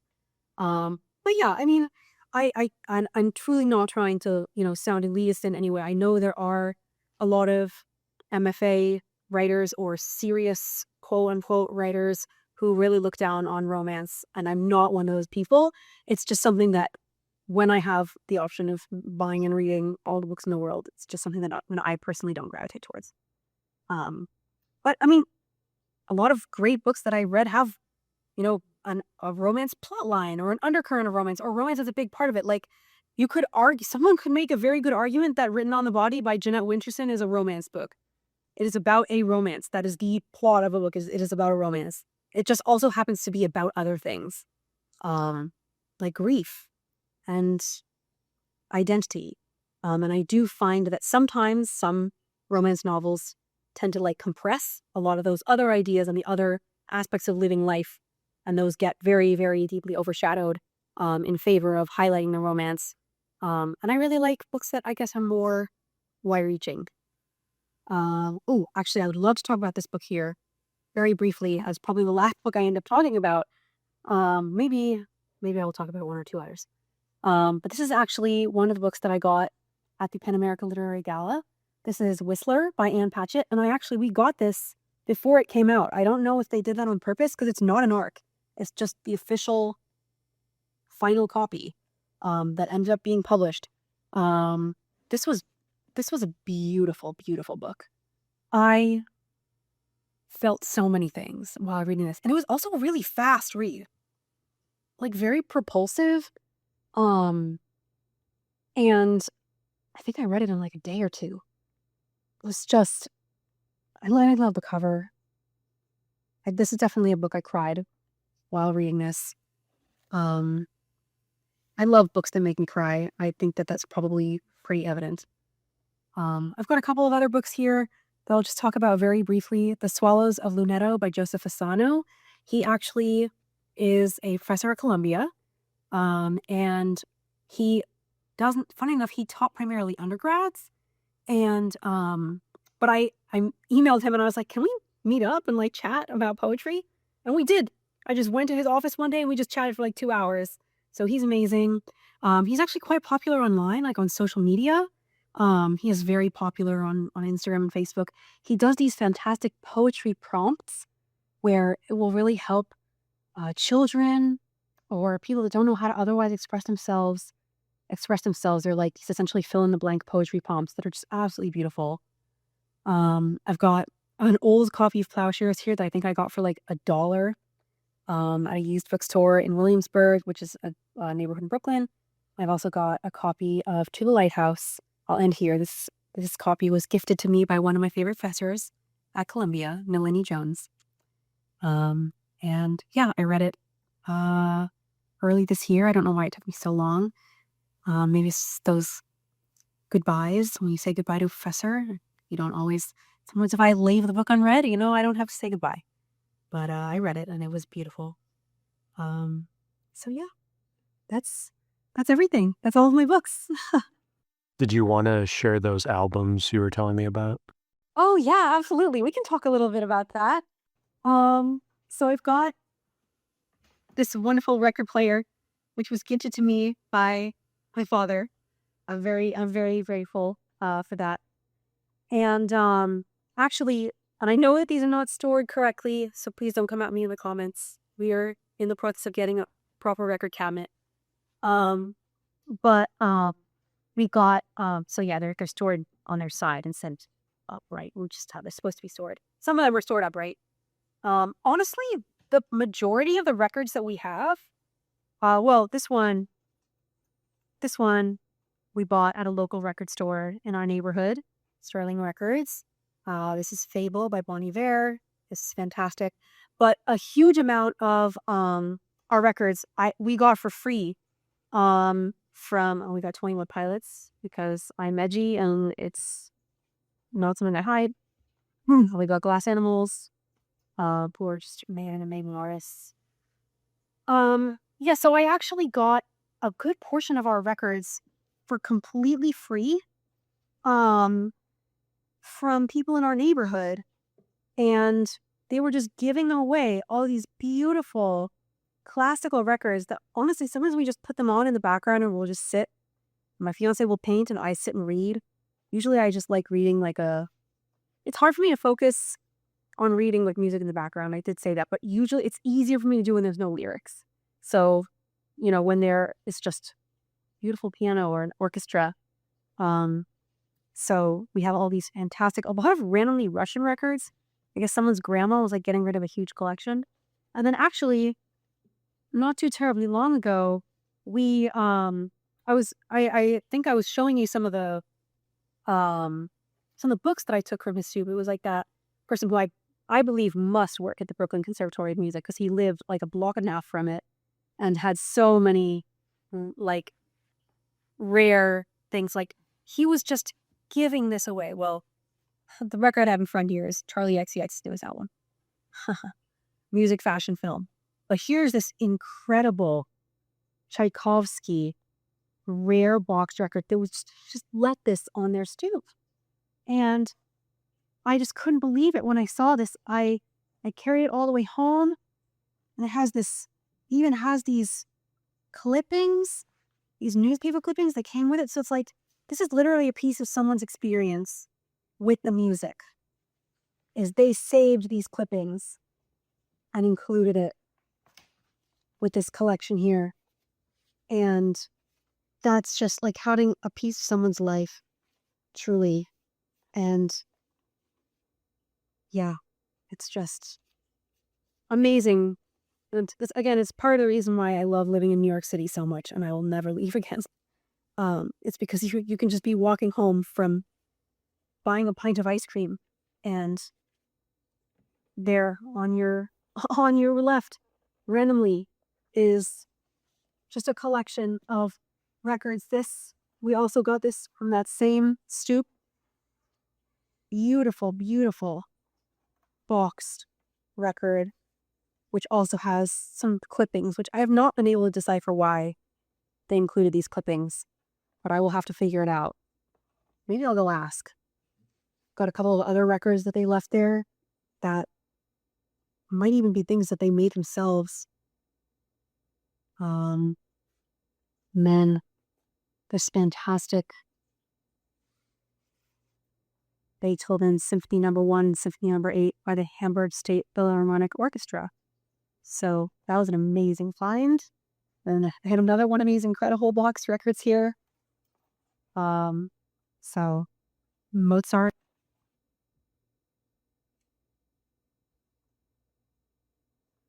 So you can see the record here. Still in its original packaging. And this is a rare, old record. So yeah. We haven't listened to it yet because I'm like, oh my gosh. And then I also got this from Sterling Records from their little $1 bin, although I didn't have any cash. I don't take card payments. So he was like, just take it. I was like, thanks. So yeah, those are those records. And then still got more random symphonies down here. Yeah.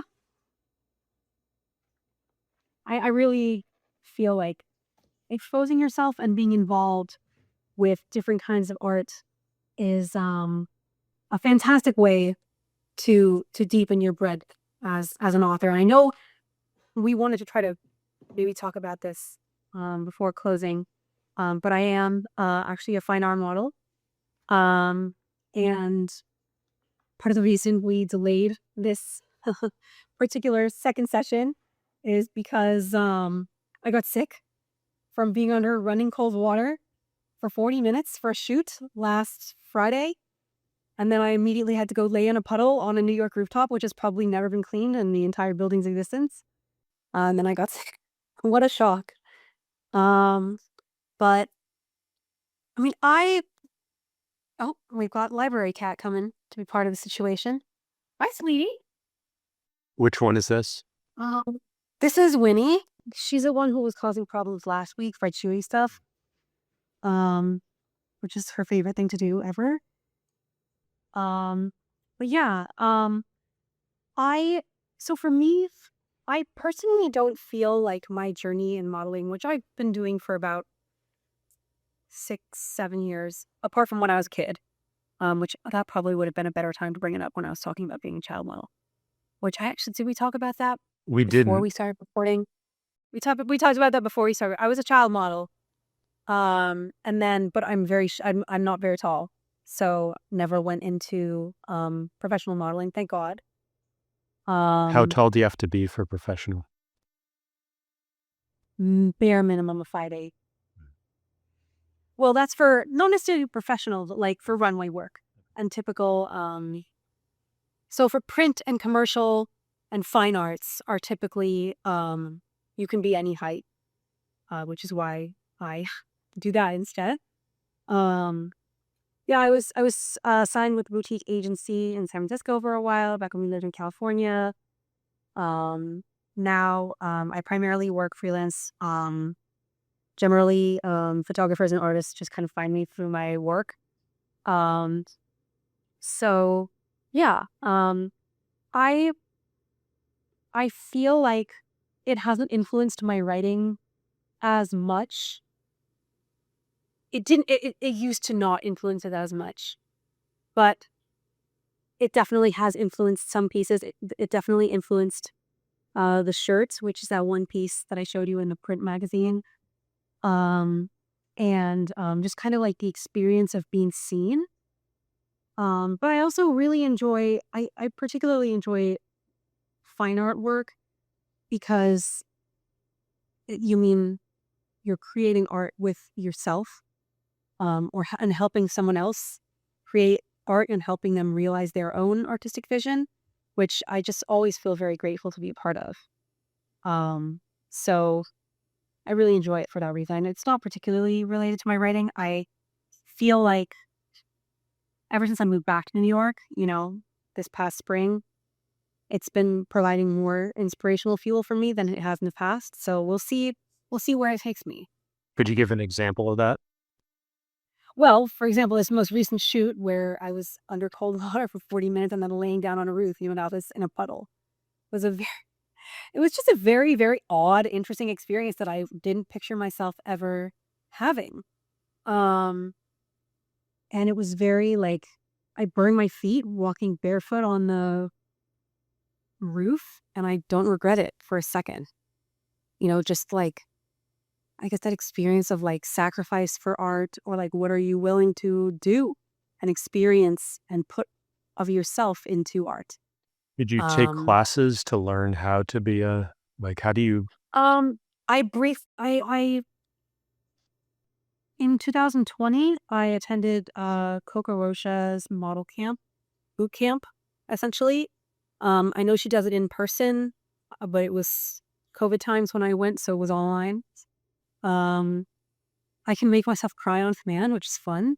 I'm not going to do it now, but I can. Is that a child actor thing? Oh. I feel like no. I've heard that somewhere. I don't know. I mean, I was never an actor. Oh, sorry. Sorry, I can... child model. Oh, no problem. Okay. Yeah, no. I'm sure I cried on shoots when I was a child. But not intentionally. Not intentionally. Now I can do it intentionally, although I also do it unintentionally often. So yeah. Oh, I've got this vinyl. Just talking about art, I just wanted to show this cover very briefly.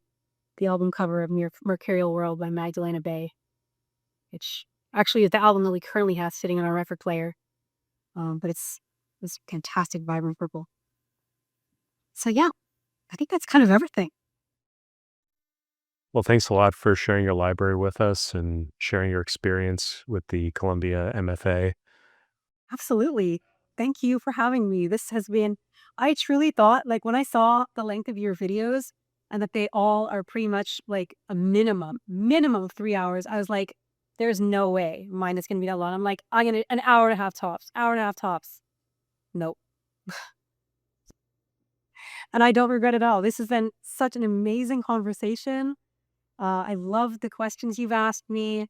I've loved showing you everything and just like walking through my library and remembering the things that I felt when I was reading certain books, why I read certain books, how they changed me and how they affected me in my writing journey, my reading journey, the kinds of things I gravitate towards, just all of this process has really made me reflect on who I am as a reader, a writer, and a person. And for that, I am very grateful.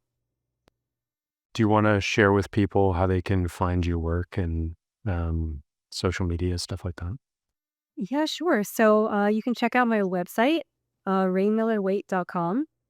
And that's, you can also find my Substack, raymillerwaite.substack.com. And my Instagram handle, I believe, is at ray.g.miller. And Ray is spelled R-A-Y. Just for the record, it's not R-A-E or R-A-Y-E, which I've gone in multiple times when I order drinks at Starbucks. Okay. Well, thanks again. And we look forward to seeing everybody down in the comments. Thank you so much, everybody.